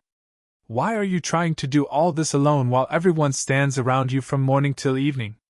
Moses replied, "Because the people come to me to get a ruling from God. When a dispute arises, they come to me, and I am the one who settles the case between the quarreling parties. I inform the people of God's decrees and give them his instructions." "This is not good," Moses' father-in-law exclaimed. "You're going to wear yourself out, and the people, too. This job is too heavy a burden for you to handle all by yourself. Now listen to me, and let me give you a word of advice, and may God be with you. You should continue to be the people's representative before God, bringing their disputes to him. Teach them God's decrees, and give them his instructions. Show them how to conduct their lives. But select from all the people some capable, honest men who fear God and hate bribes. Appoint them as leaders over groups of 1,000, 150, and 10. They should always be available to solve the people's common disputes, but have them bring the major cases to you. Let the leaders decide the smaller matters themselves. They will help you carry the load, making the task easier for you. If you follow this advice, and if God commands you to do so, then you will be able to endure the pressures, and all these people will go home in peace." Moses listened to his father-in-law's advice and followed his suggestions. He chose capable men from all over Israel and appointed them as leaders over the people. He put them in charge of groups of 1,000, 150, and 10. These men were always available to solve the people's common disputes. They brought the major cases to Moses, but they took care of the smaller matters themselves. Soon after this, Moses said goodbye to his father-in-law, who returned to his own land. Exodus 19. The Lord reveals himself at Sinai. Exactly 2 months after the Israelites left Egypt, they arrived in the wilderness of Sinai. After breaking camp at Rephidim, they came to the wilderness of Sinai and set up camp there at the base of Mount Sinai. Then Moses climbed the mountain to appear before God. The Lord called to him from the mountain and said, "Give these instructions to the family of Jacob, announce it to the descendants of Israel. You have seen what I did to the Egyptians. You know how I carried you on eagle's wings and brought you to myself. Now if you will obey me and keep my covenant, you will be my own special treasure from among all the peoples on earth, for all the earth belongs to me. And you will be my kingdom of priests, my holy nation. This is the message you must give to the people of Israel." So Moses returned from the mountain and called together the elders of the people and told them everything the Lord had commanded him. And all the people responded together, "We will do everything the Lord has commanded." So Moses brought the people's answer back to the Lord. Then the Lord said to Moses, "I will come to you in a thick cloud, Moses, so the people themselves can hear me when I speak with you. Then they will always trust you." Moses told the Lord what the people had said. Then the Lord told Moses, "Go down and prepare the people for my arrival. Consecrate them today and tomorrow, and have them wash their clothing. Be sure they are ready on the 3rd day, for on that day the Lord will come down on Mount Sinai as all the people watch. Mark off a boundary all around the mountain. Warn the people, be careful. Do not go up on the mountain or even touch its boundaries. Anyone who touches the mountain will certainly be put to death. No hand may touch the person or animal that crosses the boundary. Instead, stone them or shoot them with arrows. They must be put to death. However, when the ram's horn sounds a long blast, then the people may go up on the mountain." So Moses went down to the people. He consecrated them for worship, and they washed their clothes. He told them, "Get ready for the 3rd day, and until then abstain from having sexual intercourse. On the morning of the third day, thunder roared and lightning flashed, and a dense cloud came down on the mountain. There was a long, loud blast from a ram's horn, and all the people trembled. Moses led them out from the camp to meet with God, and they stood at the foot of the mountain. All of Mount Sinai was covered with smoke because the Lord had descended on it in the form of fire. The smoke billowed into the sky like smoke from a brick kiln, and the whole mountain shook violently. As the blast of the ram's horn grew louder and louder, Moses spoke, and God thundered his reply. The Lord came down on the top of Mount Sinai and called Moses to the top of the mountain. So Moses climbed the mountain. Then the Lord told Moses, "Go back down and warn the people not to break through the boundaries to see the Lord, or they will die. Even the priests who regularly come near to the Lord must purify themselves so that the Lord does not break out and destroy them." "But Lord," Moses protested, "the people cannot come up to Mount Sinai. You already warned us. You told me, mark off a boundary all around the mountain to set it apart as holy." But the Lord said, "Go down and bring Aaron back up with you. In the meantime, do not let the priests or the people break through to approach the Lord, or he will break out and destroy them." So Moses went down to the people and told them what the Lord had said. Exodus 20. 10 Commandments for the Covenant Community. Then God gave the people all these instructions. "I am the Lord your God, who rescued you from the land of Egypt, the place of your slavery. You must not have any other god but me. You must not make for yourself an idol of any kind or an image of anything in the heavens or on the earth or in the sea. You must not bow down to them or worship them, for I, the Lord your God, am a jealous God who will not tolerate your affection for any other gods. I lay the sins of the parents upon their children. The entire family is affected, even children in the third and fourth generations of those who reject me. But I lavish unfailing love for 1,000 generations on those who love me and obey my commands. You must not misuse the name of the Lord your God.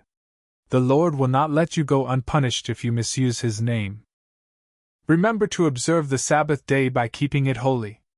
You have 6 days each week for your ordinary work, but the 7th day is a Sabbath day of rest dedicated to the Lord your God. On that day no one in your household may do any work. This includes you, your sons and daughters, your male and female servants, your livestock, and any foreigners living among you. For in 6 days the Lord made the heavens, the earth, the sea, and everything in them, but on the 7th day he rested. That is why the Lord blessed the Sabbath day and set it apart as holy. Honor your father and mother. Then you will live a long, full life in the land the Lord your God is giving you. You must not murder. You must not commit adultery. You must not steal. You must not testify falsely against your neighbor. You must not covet your neighbor's house. You must not covet your neighbor's wife, male or female servant, ox or donkey, or anything else that belongs to your neighbor." When the people heard the thunder and the loud blast of the ram's horn, and when they saw the flashes of lightning and the smoke billowing from the mountain, they stood at a distance, trembling with fear. And they said to Moses, "You speak to us, and we will listen. But don't let God speak directly to us, or we will die." "Don't be afraid," Moses answered them. "For God has come in this way to test you, and so that your fear of him will keep you from sinning." As the people stood in the distance, Moses approached the dark cloud where God was. Proper use of altars. And the Lord said to Moses, "Say this to the people of Israel, you saw for yourselves that I spoke to you from heaven. Remember, you must not make any idols of silver or gold to rival me. Build for me an altar made of earth, and offer your sacrifices to me, your burnt offerings and peace offerings, your sheep and goats, and your cattle. Build my altar wherever I cause my name to be remembered, and I will come to you and bless you. If you use stones to build my altar, use only natural, uncut stones. Do not shape the stones with a tool, for that would make the altar unfit for holy use. And do not approach my altar by going up steps. If you do, someone might look up under your clothing and see your nakedness." Exodus 21. Fair treatment of slaves. These are the regulations you must present to Israel. If you buy a Hebrew slave, he may serve for no more than 6 years. Set him free in the 7th year, and he will owe you nothing for his freedom. If he was single when he became your slave, he shall leave single. But if he was married before he became a slave, then his wife must be freed with him. If his master gave him a wife while he was a slave and they had sons or daughters, then only the man will be free in the 7th year, but his wife and children will still belong to his master. But the slave may declare, I love my master, my wife, and my children. I don't want to go free. If he does this, his master must present him before God. Then his master must take him to the door or doorpost and publicly pierce his ear with an awl. After that, the slave will serve his master for life. When a man sells his daughter as a slave, she will not be freed at the end of 6 years as the men are. If she does not satisfy her owner, he must allow her to be bought back again. But he is not allowed to sell her to foreigners, since he is the one who broke the contract with her. But if the slave's owner arranges for her to marry his son, he may no longer treat her as a slave but as a daughter. If a man who has married a slave wife takes another wife for himself, he must not neglect the rights of the first wife to food, clothing, and sexual intimacy. If he fails in any of these 3 obligations, she may leave as a free woman without making any payment. Cases of personal injury. Anyone who assaults and kills another person must be put to death. But if it was simply an accident permitted by God, I will appoint a place of refuge where the slayer can run for safety. However, if someone deliberately kills another person, then the slayer must be dragged even from my altar and be put to death. Anyone who strikes father or mother must be put to death. Kidnappers must be put to death, whether they are caught in possession of their victims or have already sold them as slaves. Anyone who dishonors father or mother must be put to death. Now suppose 2 men quarrel, and one hits the other with a stone or fist, and the injured person does not die but is confined to bed. If he is later able to walk outside again, even with a crutch, the assailant will not be punished but must compensate his victim for lost wages and provide for his full recovery. If a man beats his male or female slave with a club and the slave dies as a result, the owner must be punished. But if the slave recovers within a day or 2, then the owner shall not be punished, since the slave is his property. Now suppose 2 men are fighting, and in the process they accidentally strike a pregnant woman so she gives birth prematurely. If no further injury results, the man who struck the woman must pay the amount of compensation the woman's husband demands and the judges approve. But if there is further injury, the punishment must match the injury: a life for a life, an eye for an eye, a tooth for a tooth, a hand for a hand, a foot for a foot, a burn for a burn, a wound for a wound, a bruise for a bruise. If a man hits his male or female slave in the eye and the eye is blinded, he must let the slave go free to compensate for the eye.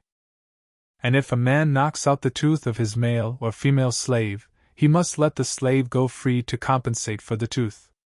If an ox gores a man or woman to death, the ox must be stoned, and its flesh may not be eaten. In such a case, however, the owner will not be held liable. But suppose the ox had a reputation for goring, and the owner had been informed but failed to keep it under control. If the ox then kills someone, it must be stoned, and the owner must also be put to death. However, the dead person's relatives may accept payment to compensate for the loss of life. The owner of the ox may redeem his life by paying whatever is demanded. The same regulation applies if the ox gores a boy or a girl.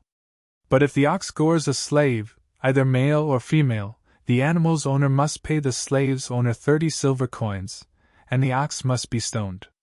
Suppose someone digs or uncovers a pit and fails to cover it, and then an ox or a donkey falls into it. The owner of the pit must pay full compensation to the owner of the animal, but then he gets to keep the dead animal. If someone's ox injures a neighbor's ox and the injured ox dies, then the 2 owners must sell the live ox and divide the price equally between them. They must also divide the dead animal. But if the ox had a reputation for goring, yet its owner failed to keep it under control, he must pay full compensation, a live ox for the dead one, but he may keep the dead ox. Exodus 22. Protection of property. If someone steals an ox or sheep and then kills or sells it, the thief must pay back 5 oxen for each ox stolen, and 4 sheep for each sheep stolen. If a thief is caught in the act of breaking into a house and is struck and killed in the process, the person who killed the thief is not guilty of murder. But if it happens in daylight, the one who killed the thief is guilty of murder. A thief who is caught must pay in full for everything he stole. If he cannot pay, he must be sold as a slave to pay for his theft. If someone steals an ox or a donkey or a sheep and it is found in the thief's possession, then the thief must pay double the value of the stolen animal. If an animal is grazing in a field or vineyard and the owner lets it stray into someone else's field to graze, then the animal's owner must pay compensation from the best of his own grain or grapes. If you are burning thorn bushes and the fire gets out of control and spreads into another person's field, destroying the sheaves or the uncut grain or the whole crop, the one who started the fire must pay for the lost crop. Suppose someone leaves money or goods with a neighbor for safekeeping, and they are stolen from the neighbor's house. If the thief is caught, the compensation is double the value of what was stolen. But if the thief is not caught, the neighbor must appear before God, who will determine if he stole the property. Suppose there is a dispute between two people who both claim to own a particular ox, donkey, sheep, article of clothing, or any lost property. Both parties must come before God, and the person whom God declares guilty must pay double compensation to the other.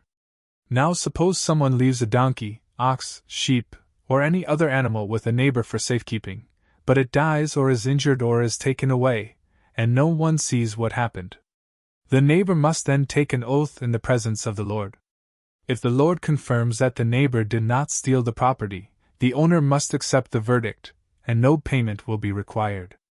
But if the animal was indeed stolen, the guilty person must pay compensation to the owner.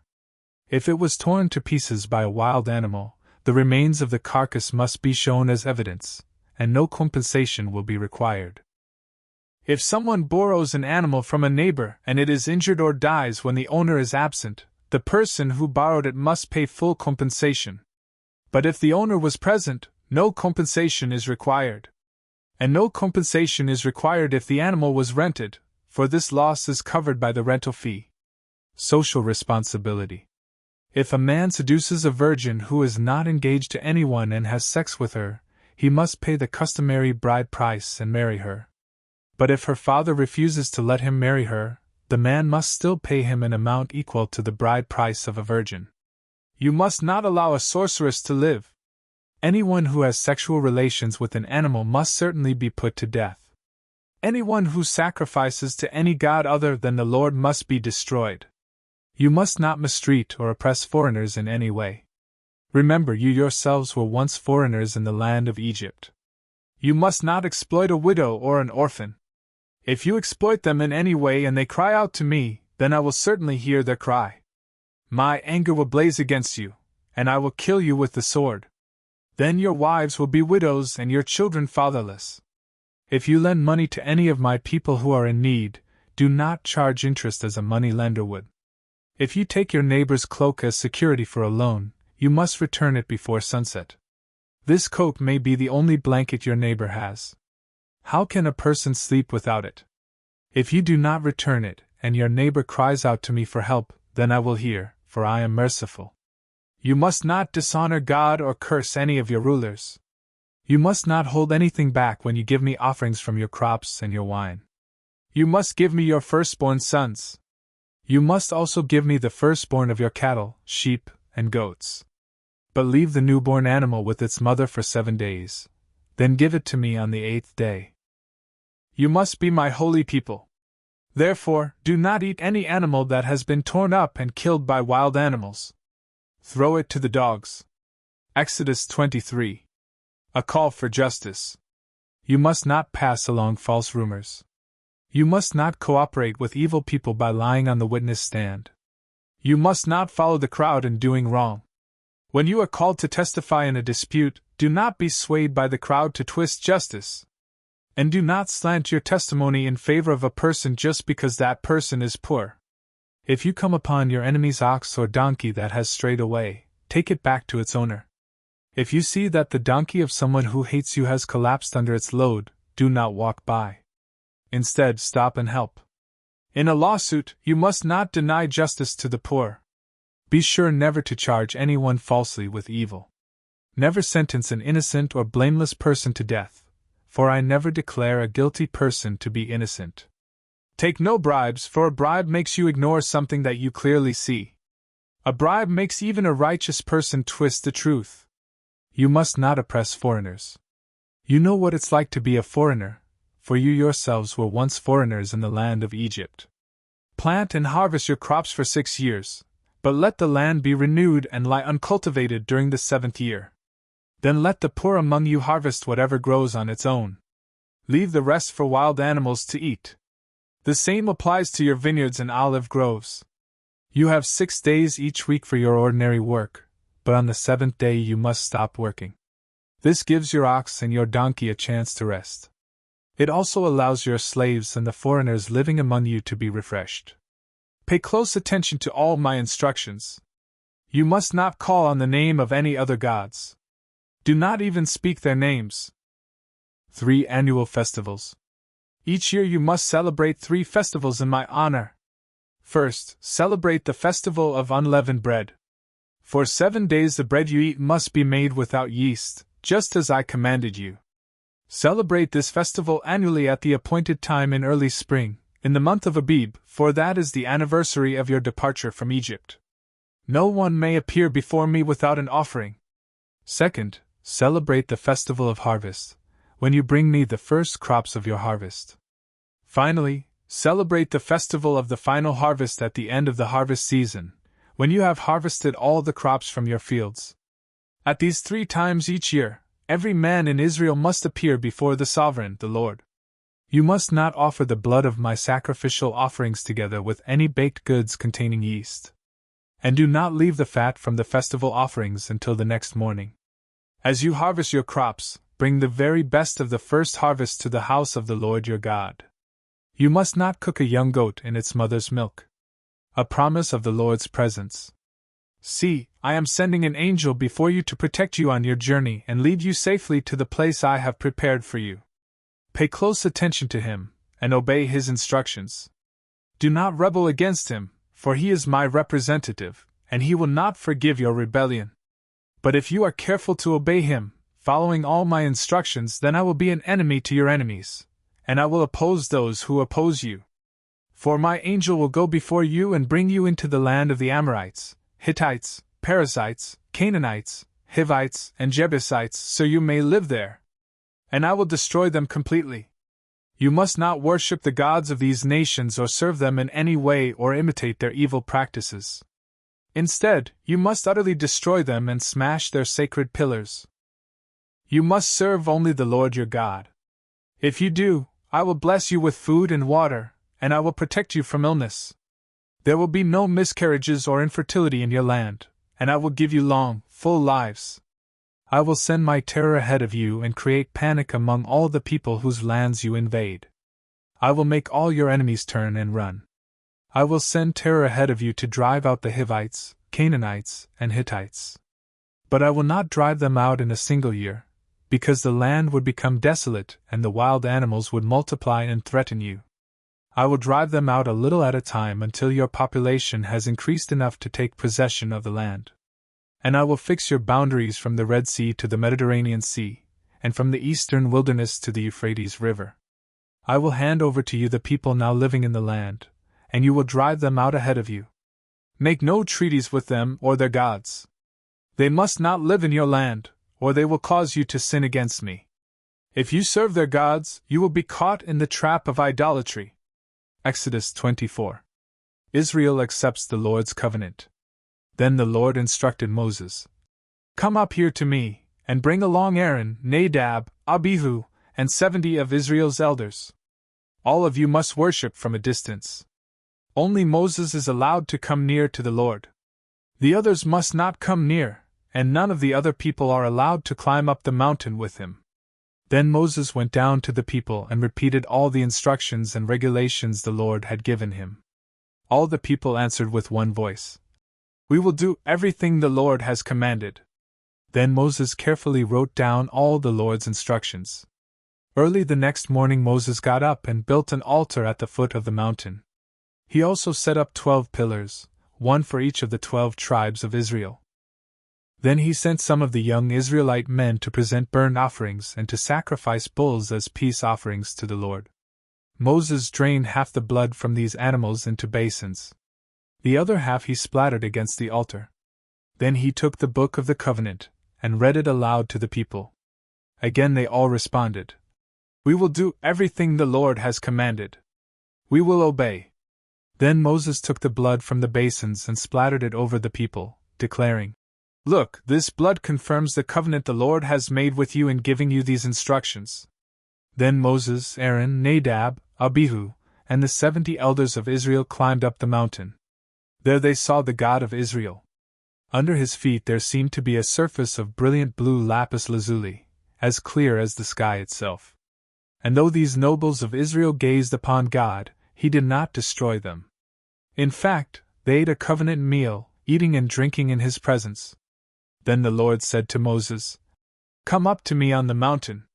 Stay there, and I will give you the tablets of stone on which I have inscribed the instructions and commands so you can teach the people." So Moses and his assistant Joshua set out, and Moses climbed up the mountain of God. Moses told the elders, "Stay here and wait for us until we come back. Aaron and Hur are here with you. If anyone has a dispute while I am gone, consult with them." Then Moses climbed up the mountain, and the cloud covered it. And the glory of the Lord settled down on Mount Sinai, and the cloud covered it for 6 days. On the 7th day the Lord called to Moses from inside the cloud.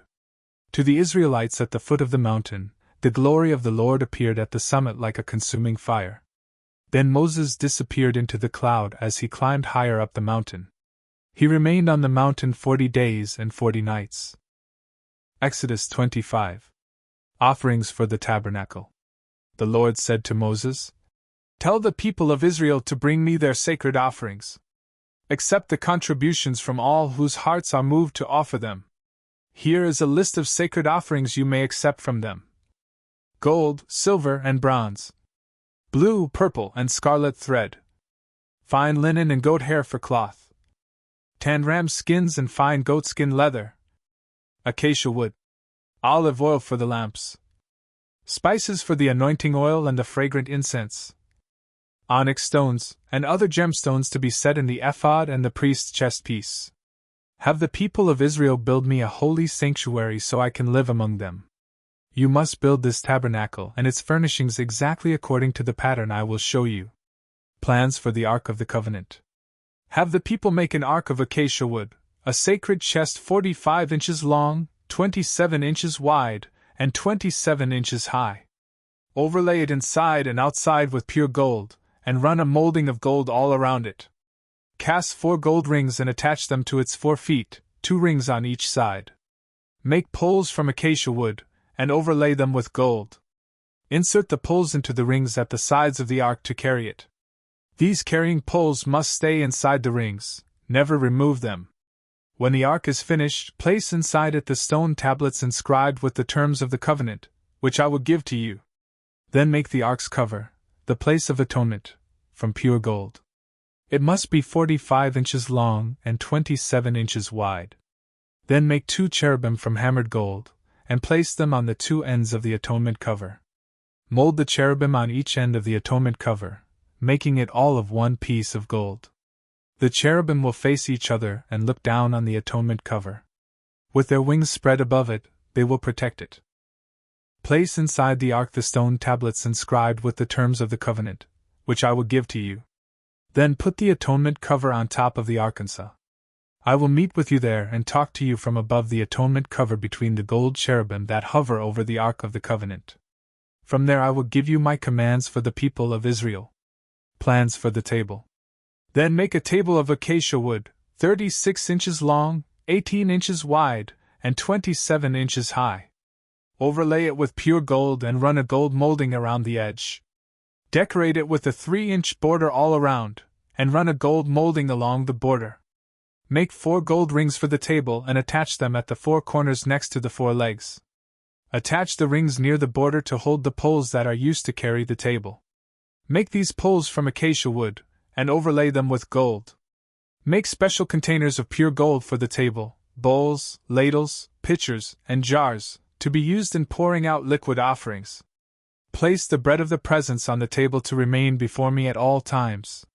Plans for the lampstand. Make a lampstand of pure, hammered gold. Make the entire lampstand and its decorations of one piece, the base, center stem, lamp cups, buds, and petals. Make it with 6 branches going out from the center stem, 3 on each side. Each of the 6 branches will have 3 lamp cups shaped like almond blossoms, complete with buds and petals. Craft the center stem of the lampstand with 4 lamp cups shaped like almond blossoms, complete with buds and petals. There will also be an almond bud beneath each pair of branches where the 6 branches extend from the center stem. The almond buds and branches must all be of one piece with the center stem, and they must be hammered from pure gold. Then make the 7 lamps for the lampstand, and set them so they reflect their light forward. The lamp snuffers and trays must also be made of pure gold. You will need 75 pounds of pure gold for the lampstand and its accessories. Be sure that you make everything according to the pattern I have shown you here on the mountain. Exodus 26. Plans for the tabernacle. Make the tabernacle from 10 curtains of finely woven linen. Decorate the curtains with blue, purple, and scarlet thread and with skillfully embroidered cherubim. These 10 curtains must all be exactly the same size, 42 feet long and 6 feet wide. Join 5 of these curtains together to make one long curtain, then join the other 5 into a second long curtain. Put loops of blue yarn along the edge of the last curtain in each set. The 50 loops along the edge of one curtain are to match the 50 loops along the edge of the other curtain. Then make 50 gold clasps and fasten the long curtains together with the clasps. In this way, the tabernacle will be made of one continuous piece. Make 11 curtains of goat hair cloth to serve as a tent covering for the tabernacle. These 11 curtains must all be exactly the same size, 45 feet long and 6 feet wide.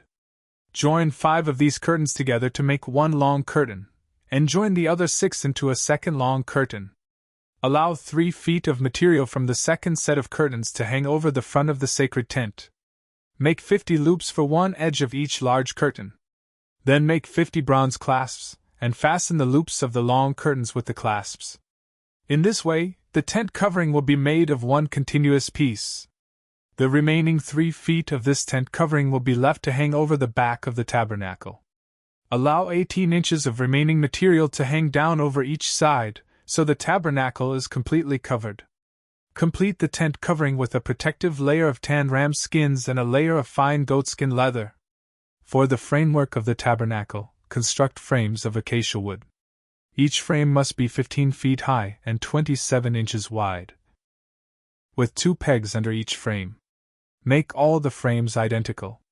Make 20 of these frames to support the curtains on the south side of the tabernacle. Also make 40 silver bases, 2 bases under each frame, with the pegs fitting securely into the bases. For the north side of the tabernacle, make another 20 frames, with their 40 silver bases, 2 bases under each frame. Make 6 frames for the rear, the west side of the tabernacle, along with 2 additional frames to reinforce the rear corners of the tabernacle. These corner frames will be matched at the bottom and firmly attached at the top with a single ring, forming a single corner unit. Make both of these corner units the same way. So there will be 8 frames at the rear of the tabernacle, set in 16 silver bases, 2 bases under each frame. Make crossbars of acacia wood to link the frames, 5 crossbars for the north side of the tabernacle and 5 for the south side. Also make 5 crossbars for the rear of the tabernacle, which will face west. The middle crossbar, attached halfway up the frames, will run all the way from one end of the tabernacle to the other. Overlay the frames with gold, and make gold rings to hold the crossbars. Overlay the crossbars with gold as well. Set up this tabernacle according to the pattern you were shown on the mountain. For the inside of the tabernacle, make a special curtain of finely woven linen. Decorate it with blue, purple, and scarlet thread and with skillfully embroidered cherubim. Hang this curtain on gold hooks attached to 4 posts of acacia wood. Overlay the posts with gold, and set them in 4 silver bases. Hang the inner curtain from clasps, and put the Ark of the Covenant in the room behind it. This curtain will separate the holy place from the most holy place. Then put the ark's cover, the place of atonement, on top of the Ark of the Covenant inside the most holy place. Place the table outside the inner curtain on the north side of the tabernacle, and place the lampstand across the room on the south side. Make another curtain for the entrance to the sacred tent. Make it of finely woven linen and embroider it with exquisite designs, using blue, purple, and scarlet thread. Craft 5 posts from acacia wood. Overlay them with gold, and hang the curtain from them with gold hooks. Cast 5 bronze bases for the posts. Exodus 27. Plans for the altar of burnt offering. Using acacia wood, construct a square altar 7.5 feet wide, 7.5 feet long, and 4.5 feet high. Make horns for each of its 4 corners so that the horns and altar are all one piece. Overlay the altar with bronze. Make ash buckets, shovels, basins, meat forks, and fire pans, all of bronze. Make a bronze grating for it, and attach 4 bronze rings at its 4 corners. Install the grating halfway down the side of the altar, under the ledge. For carrying the altar, make poles from acacia wood, and overlay them with bronze. Insert the poles through the rings on the 2 sides of the altar. The altar must be hollow, made from planks. Build it just as you were shown on the mountain. Plans for the courtyard. Then make the courtyard for the tabernacle, enclosed with curtains made of finely woven linen. On the south side, make the curtains 150 feet long. They will be held up by 20 posts set securely in 20 bronze bases. Hang the curtains with silver hooks and rings. Make the curtains the same on the north side, 150 feet of curtains held up by 20 posts set securely in bronze bases. Hang the curtains with silver hooks and rings. The curtains on the west end of the courtyard will be 75 feet long, supported by 10 posts set into 10 bases. The east end of the courtyard, the front, will also be 75 feet long. The courtyard entrance will be on the east end, flanked by 2 curtains. The curtain on the right side will be 22.5 feet long, supported by 3 posts set into 3 bases. The curtain on the left side will also be 22.5 feet long, supported by 3 posts set into 3 bases. For the entrance to the courtyard, make a curtain that is 30 feet long. Make it from finely woven linen, and decorate it with beautiful embroidery in blue, purple, and scarlet thread. Support it with 4 posts, each securely set in its own base. All the posts around the courtyard must have silver rings and hooks and bronze bases. So the entire courtyard will be 150 feet long and 75 feet wide, with curtain walls 7.5 feet high, made from finely woven linen. The bases for the posts will be made of bronze. All the articles used in the rituals of the tabernacle, including all the tent pegs used to support the tabernacle and the courtyard curtains, must be made of bronze. Light for the tabernacle. Command the people of Israel to bring you pure oil of pressed olives for the light, to keep the lamps burning continually. The lampstand will stand in the tabernacle, in front of the inner curtain that shields the Ark of the Covenant. Aaron and his sons must keep the lamps burning in the Lord's presence all night. This is a permanent law for the people of Israel, and it must be observed from generation to generation. Exodus 28. Clothing for the priests. Call for your brother, Aaron, and his sons, Nadab, Abihu, Eleazar, and Ithamar. Set them apart from the rest of the people of Israel so they may minister to me and be my priests. Make sacred garments for Aaron that are glorious and beautiful. Instruct all the skilled craftsmen whom I have filled with the spirit of wisdom. Have them make garments for Aaron that will distinguish him as a priest set apart for my service. These are the garments they are to make: a chestpiece, an ephod, a robe, a patterned tunic, a turban, and a sash.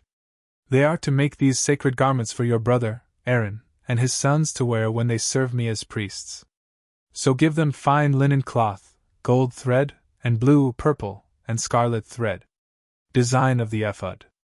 The craftsman must make the ephod of finely woven linen and skillfully embroider it with gold and with blue, purple, and scarlet thread. It will consist of 2 pieces, front and back, joined at the shoulders with 2 shoulder pieces. The decorative sash will be made of the same materials, finely woven linen embroidered with gold and with blue, purple, and scarlet thread. Take 2 onyx stones, and engrave on them the names of the tribes of Israel. 6 names will be on each stone, arranged in the order of the births of the original sons of Israel. Engrave these names on the 2 stones in the same way a jeweler engraves a seal. Then mount the stones in settings of gold filigree. Fasten the 2 stones on the shoulder pieces of the ephod as a reminder that Aaron represents the people of Israel. Aaron will carry these names on his shoulders as a constant reminder whenever he goes before the Lord.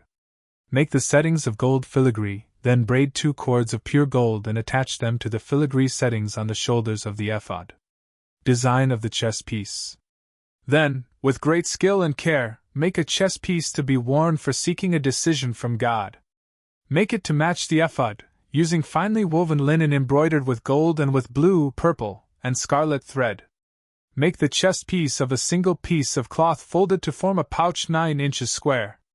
Mount 4 rows of gemstones on it. The first row will contain a red carnelian, a pale green peridot, and an emerald.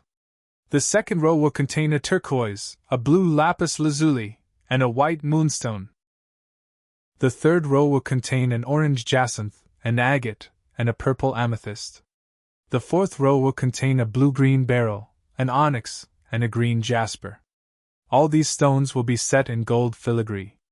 Each stone will represent one of the 12 sons of Israel, and the name of that tribe will be engraved on it like a seal. To attach the chestpiece to the ephod, make braided cords of pure gold thread. Then make 2 gold rings and attach them to the top corners of the chestpiece. Tie the 2 gold cords to the 2 rings on the chestpiece. Tie the other ends of the cords to the gold settings on the shoulder pieces of the ephod. Then make 2 more gold rings and attach them to the inside edges of the chestpiece next to the ephod. And make 2 more gold rings and attach them to the front of the ephod, below the shoulder pieces, just above the knot where the decorative sash is fastened to the ephod. Then attach the bottom rings of the chestpiece to the rings on the ephod with blue cords. This will hold the chestpiece securely to the ephod above the decorative sash. In this way, Aaron will carry the names of the tribes of Israel on the sacred chestpiece over his heart when he goes into the holy place. This will be a continual reminder that he represents the people when he comes before the Lord. Insert the Urim and Thummim into the sacred chestpiece so they will be carried over Aaron's heart when he goes into the Lord's presence. In this way, Aaron will always carry over his heart the objects used to determine the Lord's will for his people whenever he goes in before the Lord. Additional clothing for the priests. Make the robe that is worn with the ephod from a single piece of blue cloth, with an opening for Aaron's head in the middle of it. Reinforce the opening with a woven collar so it will not tear. Make pomegranates out of blue, purple, and scarlet yarn, and attach them to the hem of the robe, with gold bells between them. The gold bells and pomegranates are to alternate all around the hem. Aaron will wear this robe whenever he ministers before the Lord, and the bells will tinkle as he goes in and out of the Lord's presence in the holy place. If he wears it, he will not die. Next, make a medallion of pure gold, and engrave it like a seal with these words, "Holy to the Lord." Attach the medallion with a blue cord to the front of Aaron's turban, where it must remain. Aaron must wear it on his forehead so he may take on himself any guilt of the people of Israel when they consecrate their sacred offerings. He must always wear it on his forehead so the Lord will accept the people. Weave Aaron's patterned tunic from fine linen cloth. Fashion the turban from this linen as well. Also make a sash, and decorate it with colorful embroidery. For Aaron's sons, make tunics, sashes, and special head coverings that are glorious and beautiful. Clothe your brother, Aaron, and his sons with these garments, and then anoint and ordain them. Consecrate them so they can serve as my priests. Also make linen undergarments for them, to be worn next to their bodies, reaching from their hips to their thighs. These must be worn whenever Aaron and his sons enter the tabernacle or approach the altar in the holy place to perform their priestly duties. Then they will not incur guilt and die. This is a permanent law for Aaron and all his descendants after him. Exodus 29. Dedication of the priests. This is the ceremony you must follow when you consecrate Aaron and his sons to serve me as priests. Take a young bull and 2 rams with no defects. Then, using choice wheat flour and no yeast, make loaves of bread, thin cakes mixed with olive oil, and wafers spread with oil. Place them all in a single basket, and present them at the entrance of the tabernacle, along with the young bull and the 2 rams. Present Aaron and his sons at the entrance of the tabernacle, and wash them with water. Dress Aaron in his priestly garments, the tunic, the robe worn with the ephod itself, and the chestpiece. Then wrap the decorative sash of the ephod around him. Place the turban on his head, and fasten the sacred medallion to the turban. Then anoint him by pouring the anointing oil over his head.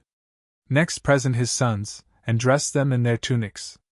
Wrap the sashes around the waists of Aaron and his sons, and put their special head coverings on them. Then the right to the priesthood will be theirs by law forever. In this way, you will ordain Aaron and his sons. Bring the young bull to the entrance of the tabernacle, where Aaron and his sons will lay their hands on its head. Then slaughter the bull in the Lord's presence at the entrance of the tabernacle. Put some of its blood on the horns of the altar with your finger, and pour out the rest at the base of the altar. Take all the fat around the internal organs, the long lobe of the liver, and the 2 kidneys and the fat around them, and burn it all on the altar. Then take the rest of the bull, including its hide, meat, and dung, and burn it outside the camp as a sin offering. Next Aaron and his sons must lay their hands on the head of one of the rams. Then slaughter the ram, and splatter its blood against all sides of the altar. Cut the ram into pieces, and wash off the internal organs and the legs. Set them alongside the head and the other pieces of the body, then burn the entire animal on the altar. This is a burnt offering to the Lord. It is a pleasing aroma, a special gift presented to the Lord. Now take the other ram, and have Aaron and his sons lay their hands on its head. Then slaughter it, and apply some of its blood to the right earlobes of Aaron and his sons. Also put it on the thumbs of their right hands and the big toes of their right feet. Splatter the rest of the blood against all sides of the altar. Then take some of the blood from the altar and some of the anointing oil, and sprinkle it on Aaron and his sons and on their garments. In this way, they and their garments will be set apart as holy. Since this is the ram for the ordination of Aaron and his sons, take the fat of the ram, including the fat of the broad tail, the fat around the internal organs, the long lobe of the liver, and the 2 kidneys and the fat around them, along with the right thigh. Then take 1 round loaf of bread, 1 thin cake mixed with olive oil, and 1 wafer from the basket of bread without yeast that was placed in the Lord's presence. Put all these in the hands of Aaron and his sons to be lifted up as a special offering to the Lord. Afterward take the various breads from their hands, and burn them on the altar along with the burnt offering. It is a pleasing aroma to the Lord, a special gift for him. Then take the breast of Aaron's ordination ram, and lift it up in the Lord's presence as a special offering to him. Then keep it as your own portion. Set aside the portions of the ordination ram that belong to Aaron and his sons. This includes the breast and the thigh that were lifted up before the Lord as a special offering.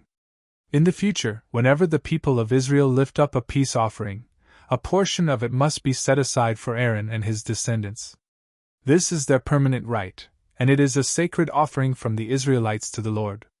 Aaron's sacred garments must be preserved for his descendants who succeed him, and they will wear them when they are anointed and ordained. The descendant who succeeds him as high priest will wear these clothes for 7 days as he ministers in the tabernacle and the holy place. Take the ram used in the ordination ceremony, and boil its meat in a sacred place. Then Aaron and his sons will eat this meat, along with the bread in the basket, at the tabernacle entrance. They alone may eat the meat and bread used for their purification in the ordination ceremony. No one else may eat them, for these things are set apart and holy. If any of the ordination meat or bread remains until the morning, it must be burned. It may not be eaten, for it is holy. This is how you will ordain Aaron and his sons to their offices, just as I have commanded you. The ordination ceremony will go on for 7 days. Each day you must sacrifice a young bull as a sin offering to purify them, making them right with the Lord. Afterward, cleanse the altar by purifying it, make it holy by anointing it with oil. Purify the altar, and consecrate it every day for 7 days. After that, the altar will be absolutely holy, and whatever touches it will become holy. These are the sacrifices you are to offer regularly on the altar. Each day, offer 2 lambs that are a year old, one in the morning and the other in the evening. With one of them, offer 2 quarts of choice flour mixed with 1 quart of pure oil of pressed olives.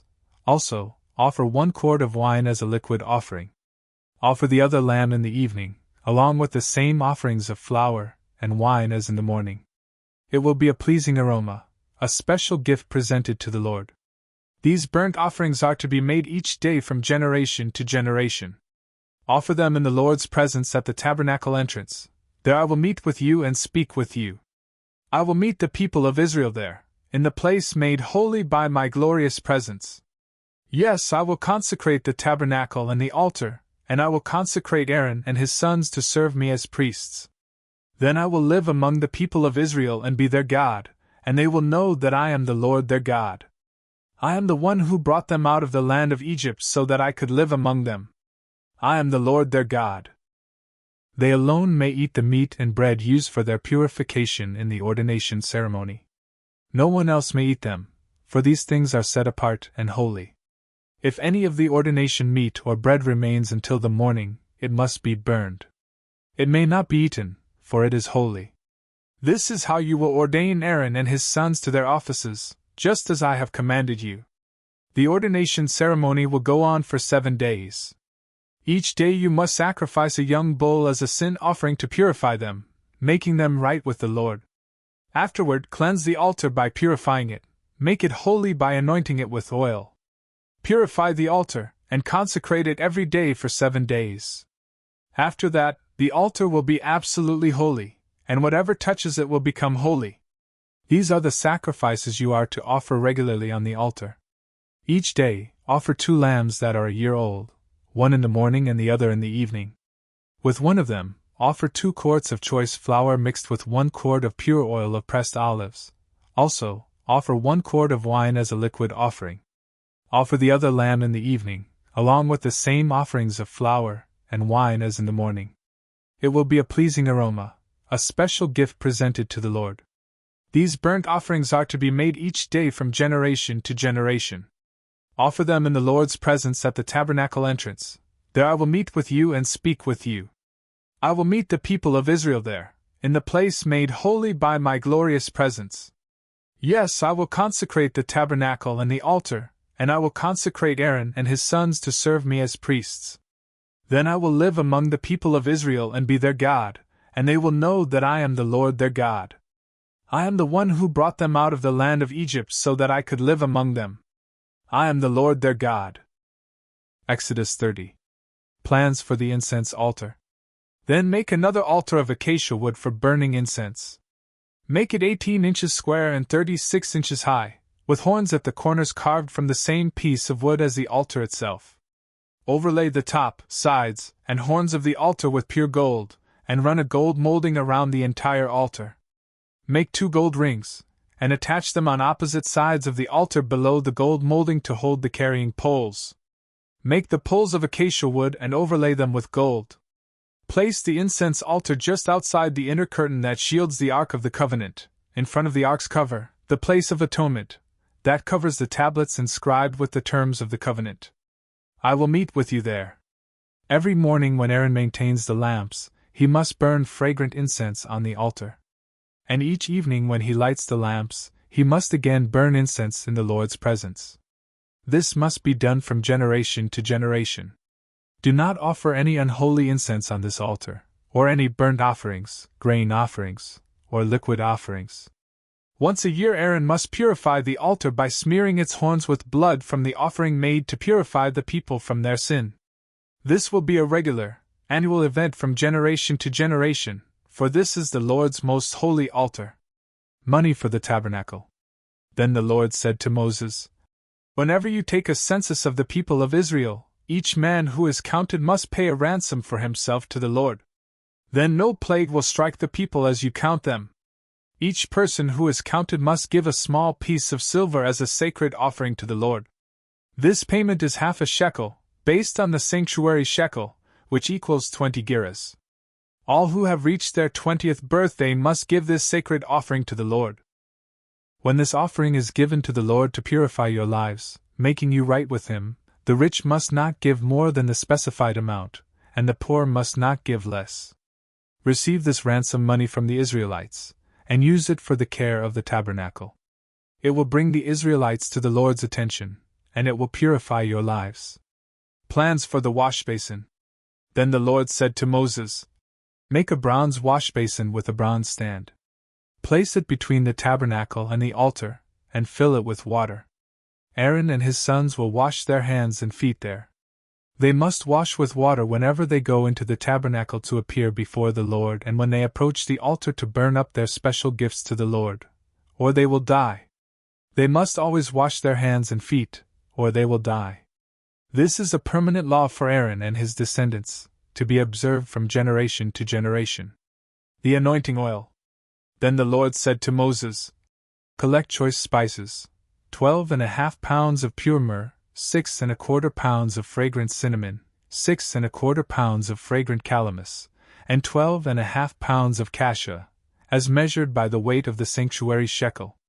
Also get 1 gallon of olive oil. Like a skilled incense maker, blend these ingredients to make a holy anointing oil. Use this sacred oil to anoint the tabernacle, the Ark of the Covenant, the table and all its utensils, the lampstand and all its accessories, the incense altar, the altar of burnt offering and all its utensils, and the washbasin with its stand. Consecrate them to make them absolutely holy. After this, whatever touches them will also become holy. Anoint Aaron and his sons also, consecrating them to serve me as priests. And say to the people of Israel, This holy anointing oil is reserved for me from generation to generation. It must never be used to anoint anyone else, and you must never make any blend like it for yourselves. It is holy, and you must treat it as holy. Anyone who makes a blend like it or anoints someone other than a priest will be cut off from the community. The incense.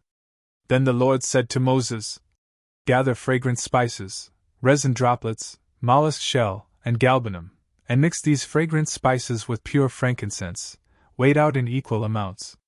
Using the usual techniques of the incense maker, blend the spices together and sprinkle them with salt to produce a pure and holy incense. Grind some of the mixture into a very fine powder and put it in front of the Ark of the Covenant, where I will meet with you in the tabernacle. You must treat this incense as most holy. Never use this formula to make this incense for yourselves. It is reserved for the Lord, and you must treat it as holy. Anyone who makes incense like this for personal use will be cut off from the community. Exodus 31. Craftsmen, Bezalel and Oholiab. Then the Lord said to Moses, Look, I have specifically chosen Bezalel son of Uri, grandson of Hur, of the tribe of Judah. I have filled him with the Spirit of God, giving him great wisdom, ability, and expertise in all kinds of crafts. He is a master craftsman, expert in working with gold, silver, and bronze. He is skilled in engraving and mounting gemstones and in carving wood. He is a master at every craft. And I have personally appointed Oholiab son of Ahisamach, of the tribe of Dan, to be his assistant. Moreover, I have given special skill to all the gifted craftsmen so they can make all the things I have commanded you to make. The Tabernacle. The Ark of the Covenant. The Ark's cover, the place of atonement. All the furnishings of the tabernacle. The table and its utensils. The pure gold lampstand with all its accessories. The incense altar. The altar of burnt offering with all its utensils. The washbasin with its stand. The beautifully stitched garments, the sacred garments for Aaron the priest, and the garments for his sons to wear as they minister as priests. The anointing oil. The fragrant incense for the holy place. The craftsman must make everything as I have commanded you. Instructions for the Sabbath. The Lord then gave these instructions to Moses. Tell the people of Israel, Be careful to keep my Sabbath day, for the Sabbath is a sign of the covenant between me and you from generation to generation. It is given so you may know that I am the Lord, who makes you holy. You must keep the Sabbath day, for it is a holy day for you.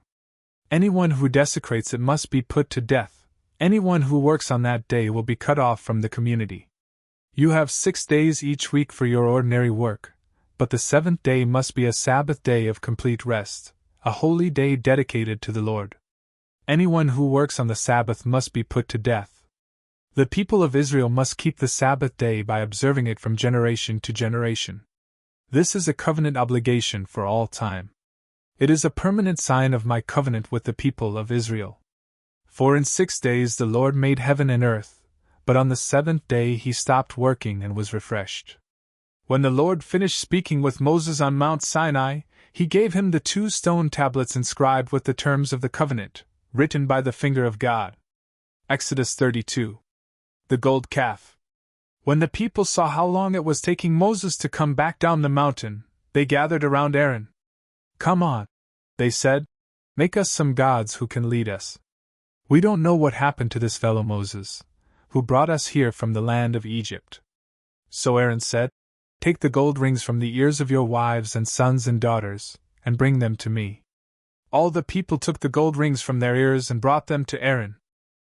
Then Aaron took the gold, melted it down, and molded it into the shape of a calf. When the people saw it, they exclaimed, "O Israel, these are the gods who brought you out of the land of Egypt." Aaron saw how excited the people were, so he built an altar in front of the calf. Then he announced, "Tomorrow will be a festival to the Lord." The people got up early the next morning to sacrifice burnt offerings and peace offerings. After this, they celebrated with feasting and drinking, and they indulged in pagan revelry. The Lord told Moses, "Quick! Go down the mountain! Your people whom you brought from the land of Egypt have corrupted themselves. How quickly they have turned away from the way I commanded them to live! They have melted down gold and made a calf, and they have bowed down and sacrificed to it. They are saying, 'These are your gods, O Israel, who brought you out of the land of Egypt.'" Then the Lord said, "I have seen how stubborn and rebellious these people are. Now leave me alone so my fierce anger can blaze against them, and I will destroy them. Then I will make you, Moses, into a great nation." But Moses tried to pacify the Lord his God. "O Lord," he said, "why are you so angry with your own people whom you brought from the land of Egypt with such great power and such a strong hand? Why let the Egyptians say, 'Their God rescued them with the evil intention of slaughtering them in the mountains and wiping them from the face of the earth'? Turn away from your fierce anger. Change your mind about this terrible disaster you have threatened against your people. Remember your servants Abraham, Isaac, and Jacob. You bound yourself with an oath to them, saying, 'I will make your descendants as numerous as the stars of heaven. And I will give them all of this land that I have promised to your descendants, and they will possess it forever.'" So the Lord changed his mind about the terrible disaster he had threatened to bring on his people. Then Moses turned and went down the mountain. He held in his hands the 2 stone tablets inscribed with the terms of the covenant. They were inscribed on both sides, front and back. These tablets were God's work. The words on them were written by God himself.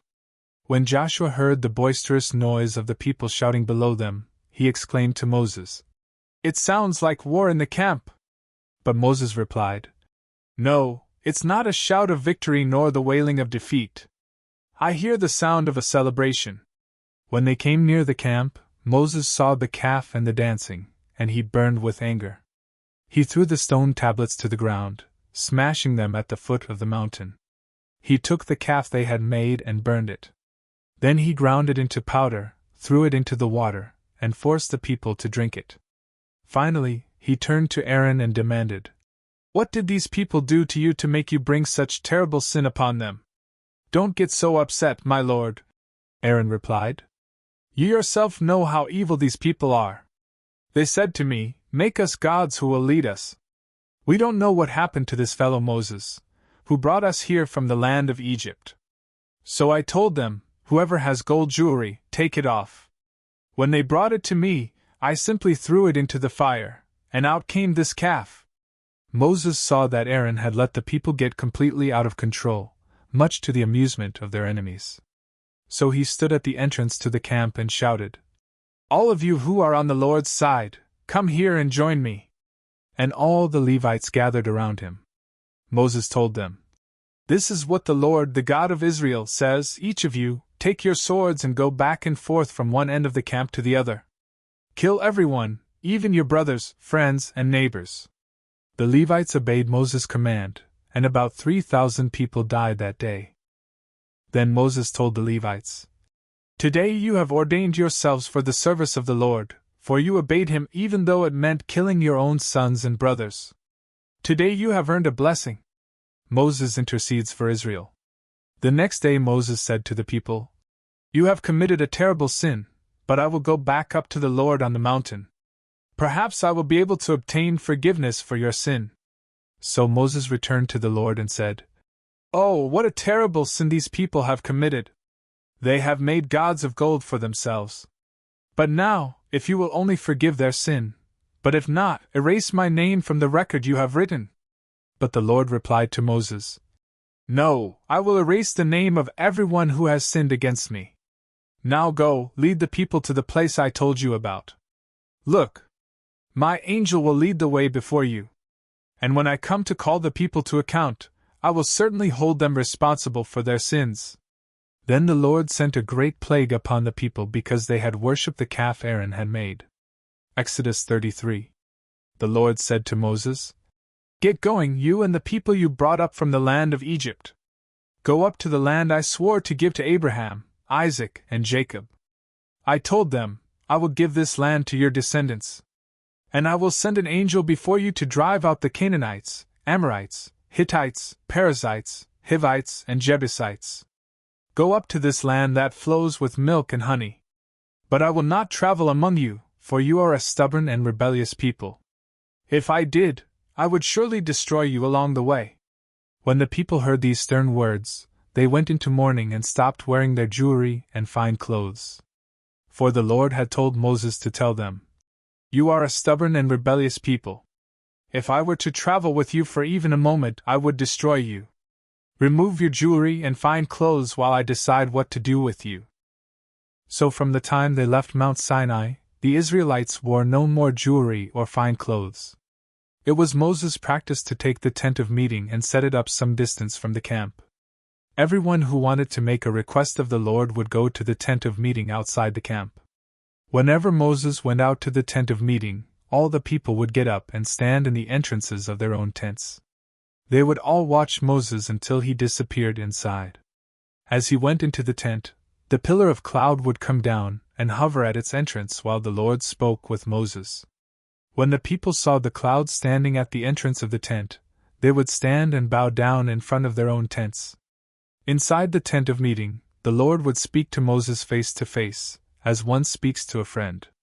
Afterward Moses would return to the camp, but the young man who assisted him, Joshua son of Nun, would remain behind in the tent of meeting. Moses sees the Lord's glory. One day Moses said to the Lord, "You have been telling me, take these people up to the promised land. But you haven't told me whom you will send with me.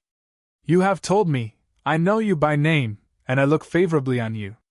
If it is true that you look favorably on me, let me know your ways so I may understand you more fully and continue to enjoy your favor. And remember that this nation is your very own people." The Lord replied, "I will personally go with you, Moses, and I will give you rest. Everything will be fine for you." Then Moses said, "If you don't personally go with us, don't make us leave this place. How will anyone know that you look favorably on me and on your people, if you don't go with us? For your presence among us sets your people and me apart from all other people on the earth." The Lord replied to Moses, "I will indeed do what you have asked, for I look favorably on you, and I know you by name." Moses responded, "Then show me your glorious presence." The Lord replied, "I will make all my goodness pass before you, and I will call out my name, Yahweh, before you. For I will show mercy to anyone I choose, and I will show compassion to anyone I choose. But you may not look directly at my face, for no one may see me and live." The Lord continued, "Look, stand near me on this rock. As my glorious presence passes by, I will hide you in the crevice of the rock and cover you with my hand until I have passed by. Then I will remove my hand and let you see me from behind. But my face will not be seen." Exodus 34. A new copy of the covenant. Then the Lord told Moses, "Chisel out 2 stone tablets like the first ones. I will write on them the same words that were on the tablets you smashed. Be ready in the morning to climb up Mount Sinai and present yourself to me on the top of the mountain. No one else may come with you. In fact, no one is to appear anywhere on the mountain. Do not even let the flocks or herds graze near the mountain." So Moses chiseled out 2 tablets of stone like the first ones. Early in the morning he climbed Mount Sinai as the Lord had commanded him, and he carried the 2 stone tablets in his hands. Then the Lord came down in a cloud and stood there with him, and he called out his own name, Yahweh. The Lord passed in front of Moses, calling out, "Yahweh, the Lord, the God of compassion and mercy. I am slow to anger, and filled with unfailing love and faithfulness.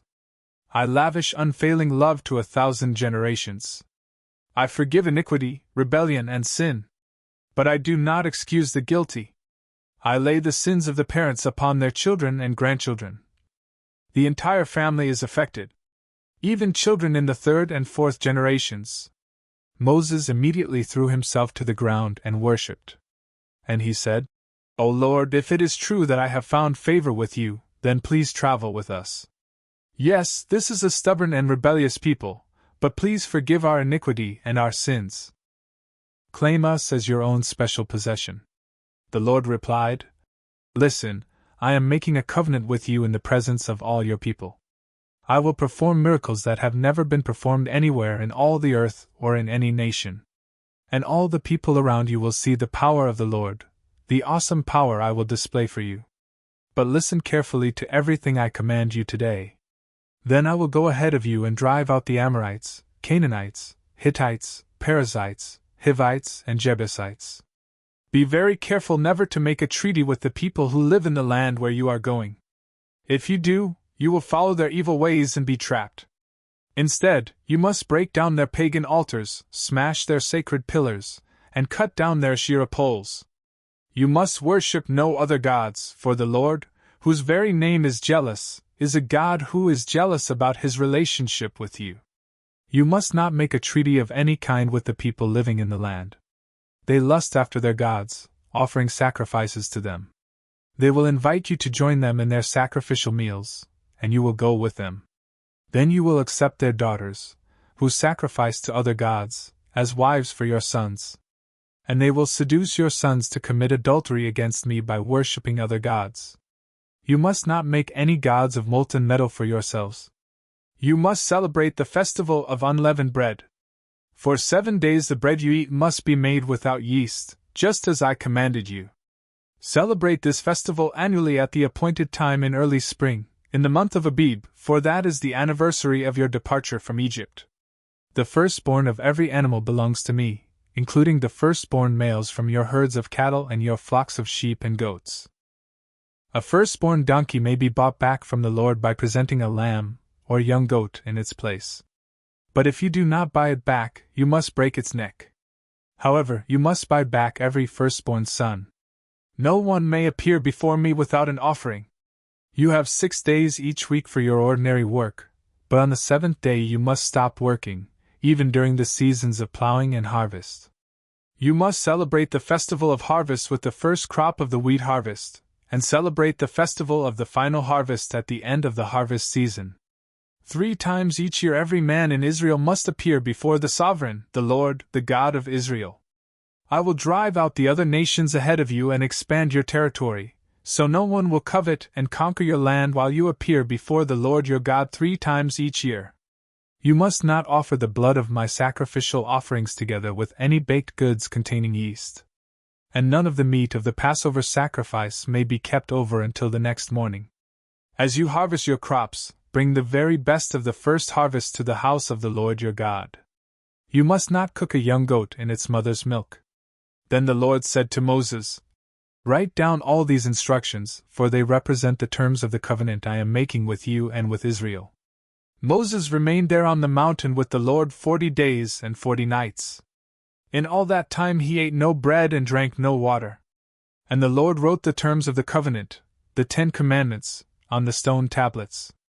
When Moses came down Mount Sinai carrying the 2 stone tablets inscribed with the terms of the covenant, he wasn't aware that his face had become radiant because he had spoken to the Lord.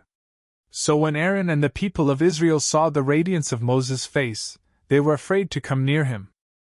But Moses called out to them and asked Aaron and all the leaders of the community to come over, and he talked with them. Then all the people of Israel approached him, and Moses gave them all the instructions the Lord had given him on Mount Sinai. When Moses finished speaking with them, he covered his face with a veil. But whenever he went into the tent of meeting to speak with the Lord, he would remove the veil until he came out again. Then he would give the people whatever instructions the Lord had given him, and the people of Israel would see the radiant glow of his face. So he would put the veil over his face until he returned to speak with the Lord. Exodus 35. Instructions for the Sabbath. Then Moses called together the whole community of Israel and told them, "These are the instructions the Lord has commanded you to follow. You have 6 days each week for your ordinary work, but the 7th day must be a Sabbath day of complete rest, a holy day dedicated to the Lord. Anyone who works on that day must be put to death. You must not even light a fire in any of your homes on the Sabbath." Offerings for the Tabernacle. Then Moses said to the whole community of Israel, "This is what the Lord has commanded. Take a sacred offering for the Lord. Let those with generous hearts present the following gifts to the Lord: gold, silver, and bronze, blue, purple, and scarlet thread, fine linen and goat hair for cloth, tanned ram skins and fine goatskin leather, acacia wood, olive oil for the lamps, spices for the anointing oil and the fragrant incense, onyx stones, and other gemstones to be set in the ephod and the priest's chestpiece. Come, all of you who are gifted craftsmen. Construct everything that the Lord has commanded. The tabernacle and its sacred tent, its covering, clasps, frames, crossbars, posts, and bases. The ark and its carrying poles. The ark's cover, the place of atonement. The inner curtain to shield the ark. The table, its carrying poles, and all its utensils. The bread of the presence. For light, the lampstand, its accessories, the lamp cups, and the olive oil for lighting. The incense altar, and its carrying poles. The anointing oil and fragrant incense. The curtain for the entrance of the tabernacle. The altar of burnt offering. The bronze grating of the altar, and its carrying poles and utensils. The washbasin with its stand. The curtains for the walls of the courtyard. The posts and their bases. The curtain for the entrance to the courtyard. The tent pegs of the tabernacle and courtyard and their ropes. The beautifully stitched garments for the priests to wear while ministering in the holy place. The sacred garments for Aaron the priest, and the garments for his sons to wear as they minister as priests. So the whole community of Israel left Moses and returned to their tents. All whose hearts were stirred and whose spirits were moved came and brought their sacred offerings to the Lord. They brought all the materials needed for the tabernacle, for the performance of its rituals, and for the sacred garments. Both men and women came, all whose hearts were willing. They brought to the Lord their offerings of gold, brooches, earrings, rings from their fingers, and necklaces. They presented gold objects of every kind as a special offering to the Lord. All those who owned the following items willingly brought them: blue, purple, and scarlet thread, fine linen and goat hair for cloth, and tanned ram skins and fine goatskin leather. And all who had silver and bronze objects gave them as a sacred offering to the Lord. And those who had acacia wood brought it for use in the project. All the women who were skilled in sewing and spinning prepared blue, purple, and scarlet thread, and fine linen cloth. All the women who were willing used their skills to spin the goat hair into yarn. The leaders brought onyx stones and the special gemstones to be set in the ephod and the priest's chestpiece. They also brought spices and olive oil for the light, the anointing oil, and the fragrant incense. So the people of Israel, every man and woman who was eager to help in the work the Lord had given them through Moses, brought their gifts and gave them freely to the Lord. Then Moses told the people of Israel, "The Lord has specifically chosen Bezalel son of Uri, grandson of Hur, of the tribe of Judah. The Lord has filled Bezalel with the Spirit of God, giving him great wisdom, ability, and expertise in all kinds of crafts. He is a master craftsman, expert in working with gold, silver, and bronze. He is skilled in engraving and mounting gemstones and in carving wood. He is a master at every craft. And the Lord has given both him and Oholiab son of Ahisamach, of the tribe of Dan, the ability to teach their skills to others. The Lord has given them special skills as engravers, designers, embroiderers in blue, purple, and scarlet thread on fine linen cloth, and weavers. They excel as craftsmen and as designers. Exodus 36. The Lord has gifted Bezalel, Oholiab, and the other skilled craftsmen with wisdom and ability to perform any task involved in building the sanctuary. Let them construct and furnish the tabernacle, just as the Lord has commanded. So Moses summoned Bezalel and Oholiab and all the others who were specially gifted by the Lord and were eager to get to work. Moses gave them the materials donated by the people of Israel as sacred offerings for the completion of the sanctuary.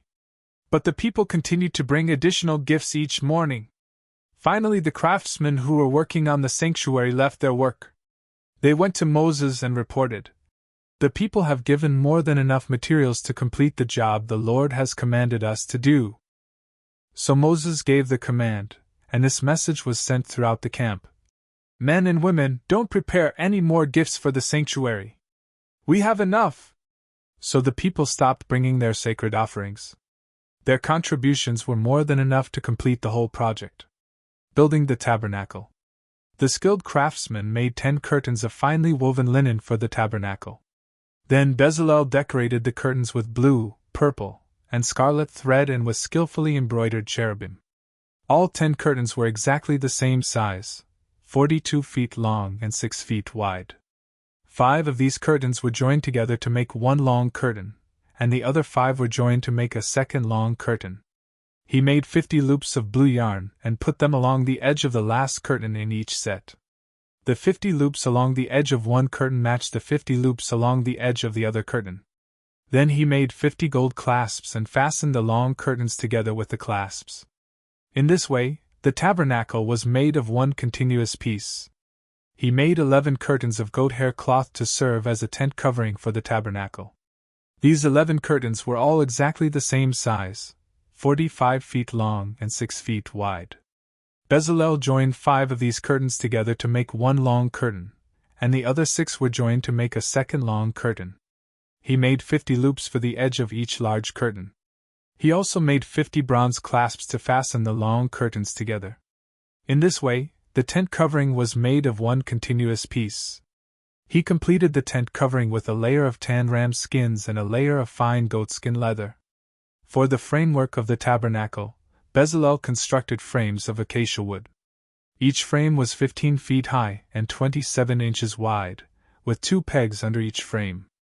All the frames were identical. He made 20 of these frames to support the curtains on the south side of the tabernacle. He also made 40 silver bases, 2 bases under each frame, with the pegs fitting securely into the bases.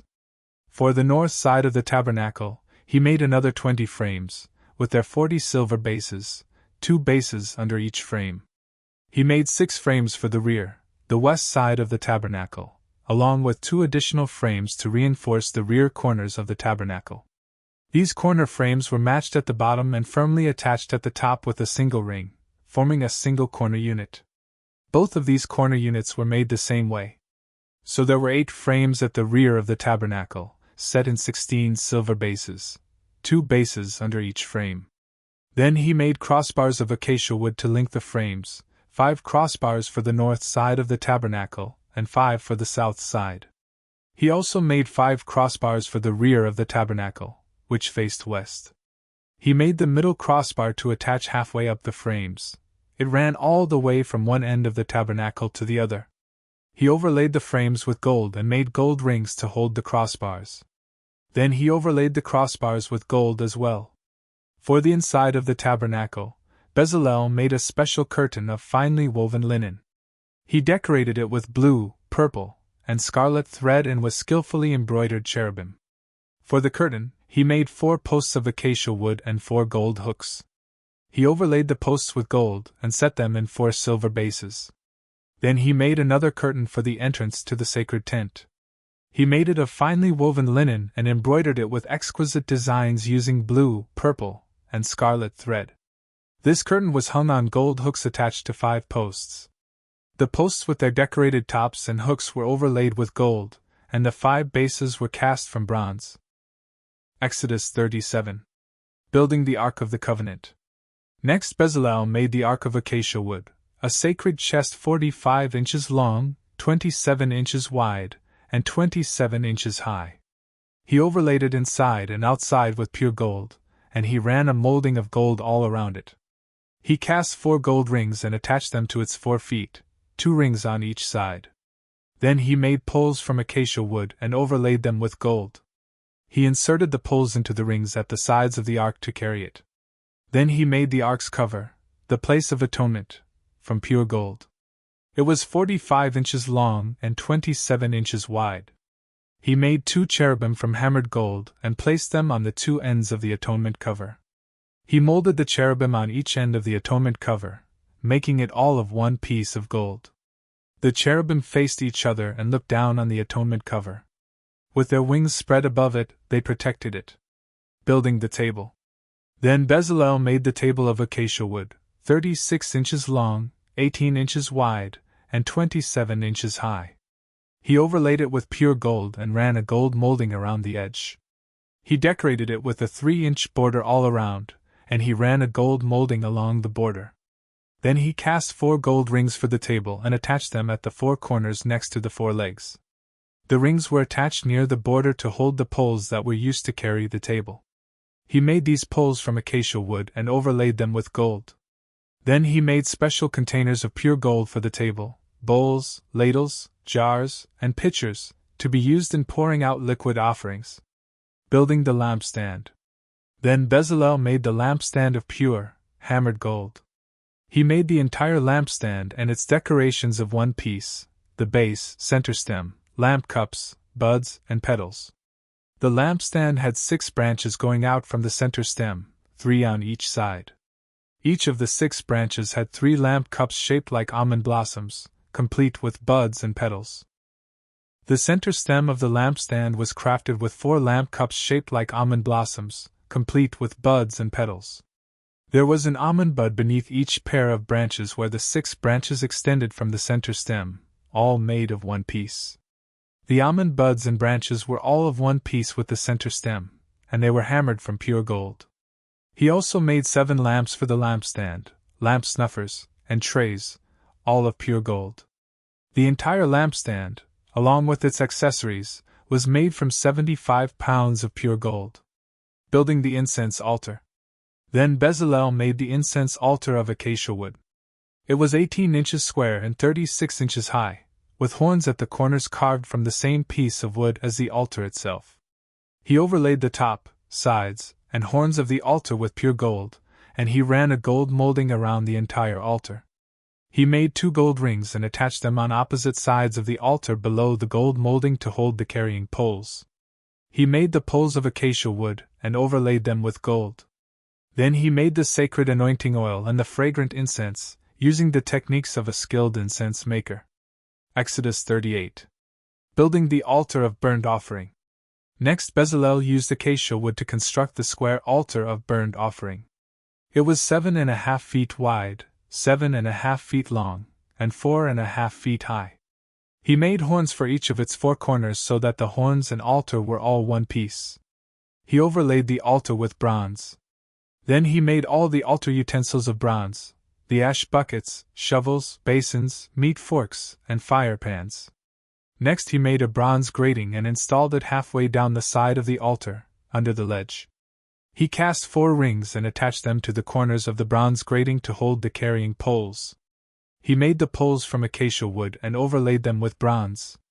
He inserted the poles through the rings on the sides of the altar. The altar was hollow and was made from planks. Building the washbasin. Bezalel made the bronze washbasin and its bronze stand from bronze mirrors donated by the women who served at the entrance of the tabernacle. Building the courtyard. Then Bezalel made the courtyard, which was enclosed with curtains made of finely woven linen. On the south side the curtains were 150 feet long. They were held up by 20 posts set securely in 20 bronze bases. He hung the curtains with silver hooks and rings. He made a similar set of curtains for the north side, 150 feet of curtains held up by 20 posts set securely in bronze bases. He hung the curtains with silver hooks and rings. The curtains on the west end of the courtyard were 75 feet long, hung with silver hooks and rings and supported by 10 posts set into 10 bases. The east end, the front, was also 75 feet long.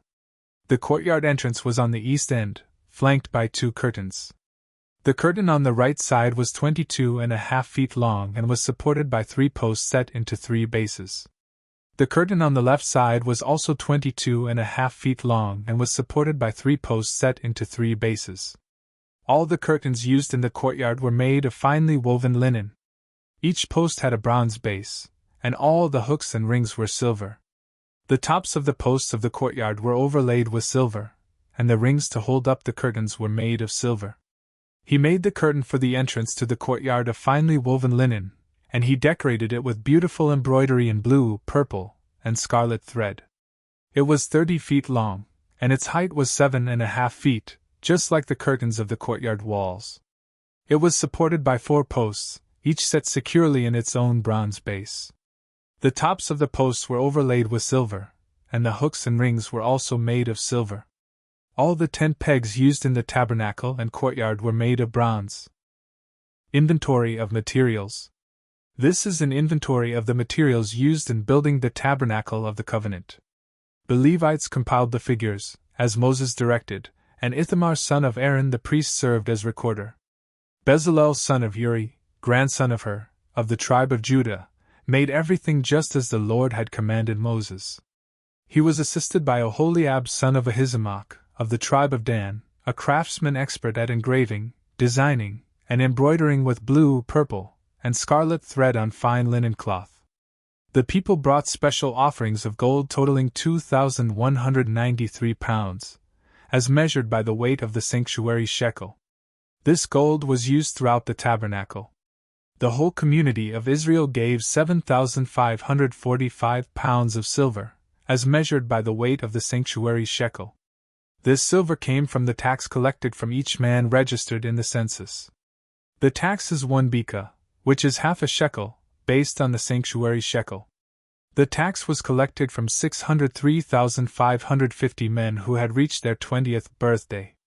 The 100 bases for the frames of the sanctuary walls and for the posts supporting the inner curtain required 7,500 pounds of silver, about 75 pounds for each base.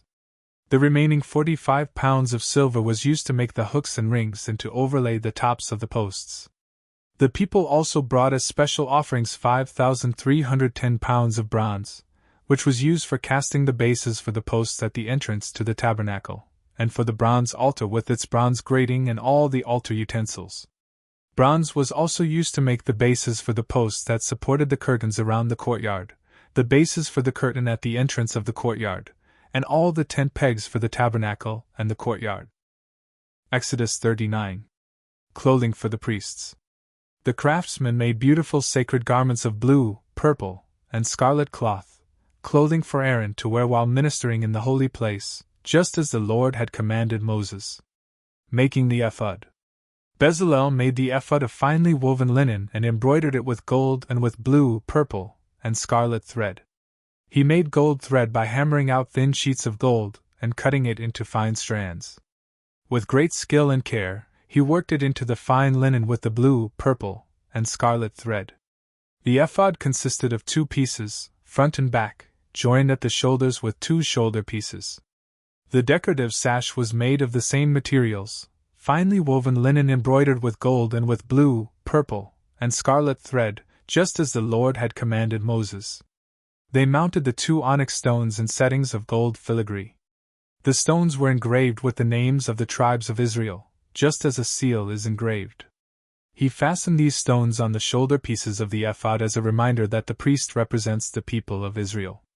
All this was done just as the Lord had commanded Moses. Making the chestpiece.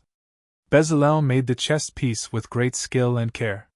He made it to match the ephod, using finely woven linen embroidered with gold and with blue, purple, and scarlet thread. He made the chestpiece of a single piece of cloth folded to form a pouch 9 inches square. They mounted 4 rows of gemstones on it.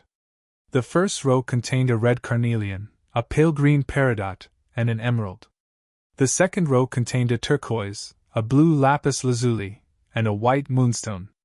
The third row contained an orange jacinth, an agate, and a purple amethyst. The fourth row contained a blue-green beryl, an onyx, and a green jasper. All these stones were set in gold filigree. Each stone represented one of the 12 sons of Israel, and the name of that tribe was engraved on it like a seal.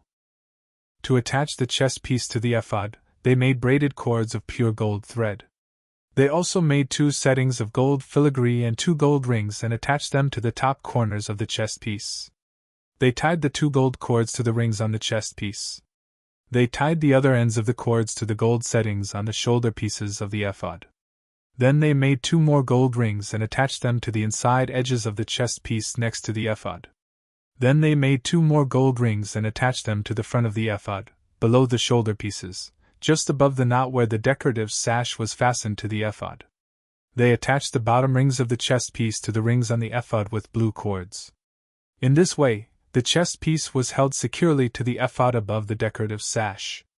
All this was done just as the Lord had commanded Moses. Additional clothing for the priests. Bezalel made the robe that is worn with the ephod from a single piece of blue woven cloth, with an opening for Aaron's head in the middle of it. The opening was reinforced with a woven collar so it would not tear. They made pomegranates of blue, purple, and scarlet yarn, and attached them to the hem of the robe. They also made bells of pure gold and placed them between the pomegranates along the hem of the robe, with bells and pomegranates alternating all around the hem. This robe was to be worn whenever the priest ministered before the Lord, just as the Lord had commanded Moses. They made tunics for Aaron and his sons from fine linen cloth. The turban and the special head coverings were made of fine linen, and the undergarments were also made of finely woven linen. The sashes were made of finely woven linen and embroidered with blue, purple, and scarlet thread, just as the Lord had commanded Moses. Finally, they made the sacred medallion, the badge of holiness, of pure gold. They engraved it like a seal with these words, "Holy to the Lord." They attached the medallion with a blue cord to Aaron's turban, just as the Lord had commanded Moses. Moses inspects the work. And so at last the tabernacle was finished. The Israelites had done everything just as the Lord had commanded Moses. And they brought the entire tabernacle to Moses. The sacred tent with all its furnishings, clasps, frames, crossbars, posts, and bases. The tent coverings of tanned ram skins and fine goatskin leather. The inner curtain to shield the ark. The Ark of the Covenant, and its carrying poles. The ark's cover, the place of atonement. The table and all its utensils. The bread of the presence. The pure gold lampstand with its symmetrical lamp cups, all its accessories, and the olive oil for lighting. The gold altar. The anointing oil and fragrant incense. The curtain for the entrance of the sacred tent. The bronze altar. The bronze grating and its carrying poles and utensils. The washbasin with its stand. The curtains for the walls of the courtyard. The posts and their bases. The curtain for the entrance to the courtyard. The ropes and tent pegs. All the furnishings to be used in worship at the tabernacle. The beautifully stitched garments for the priests to wear while ministering in the holy place. The sacred garments for Aaron the priest, and the garments for his sons to wear as they minister as priests. So the people of Israel followed all of the Lord's instructions to Moses. Then Moses inspected all their work. When he found it had been done just as the Lord had commanded him, he blessed them. Exodus 40. The tabernacle completed. Then the Lord said to Moses, "Set up the tabernacle on the first day of the new year. Place the Ark of the Covenant inside, and install the inner curtain to enclose the Ark within the most holy place. Then bring in the table, and arrange the utensils on it. And bring in the lampstand, and set up the lamps. Place the gold incense altar in front of the Ark of the Covenant. Then hang the curtain at the entrance of the tabernacle. Place the altar of burnt offering in front of the tabernacle entrance.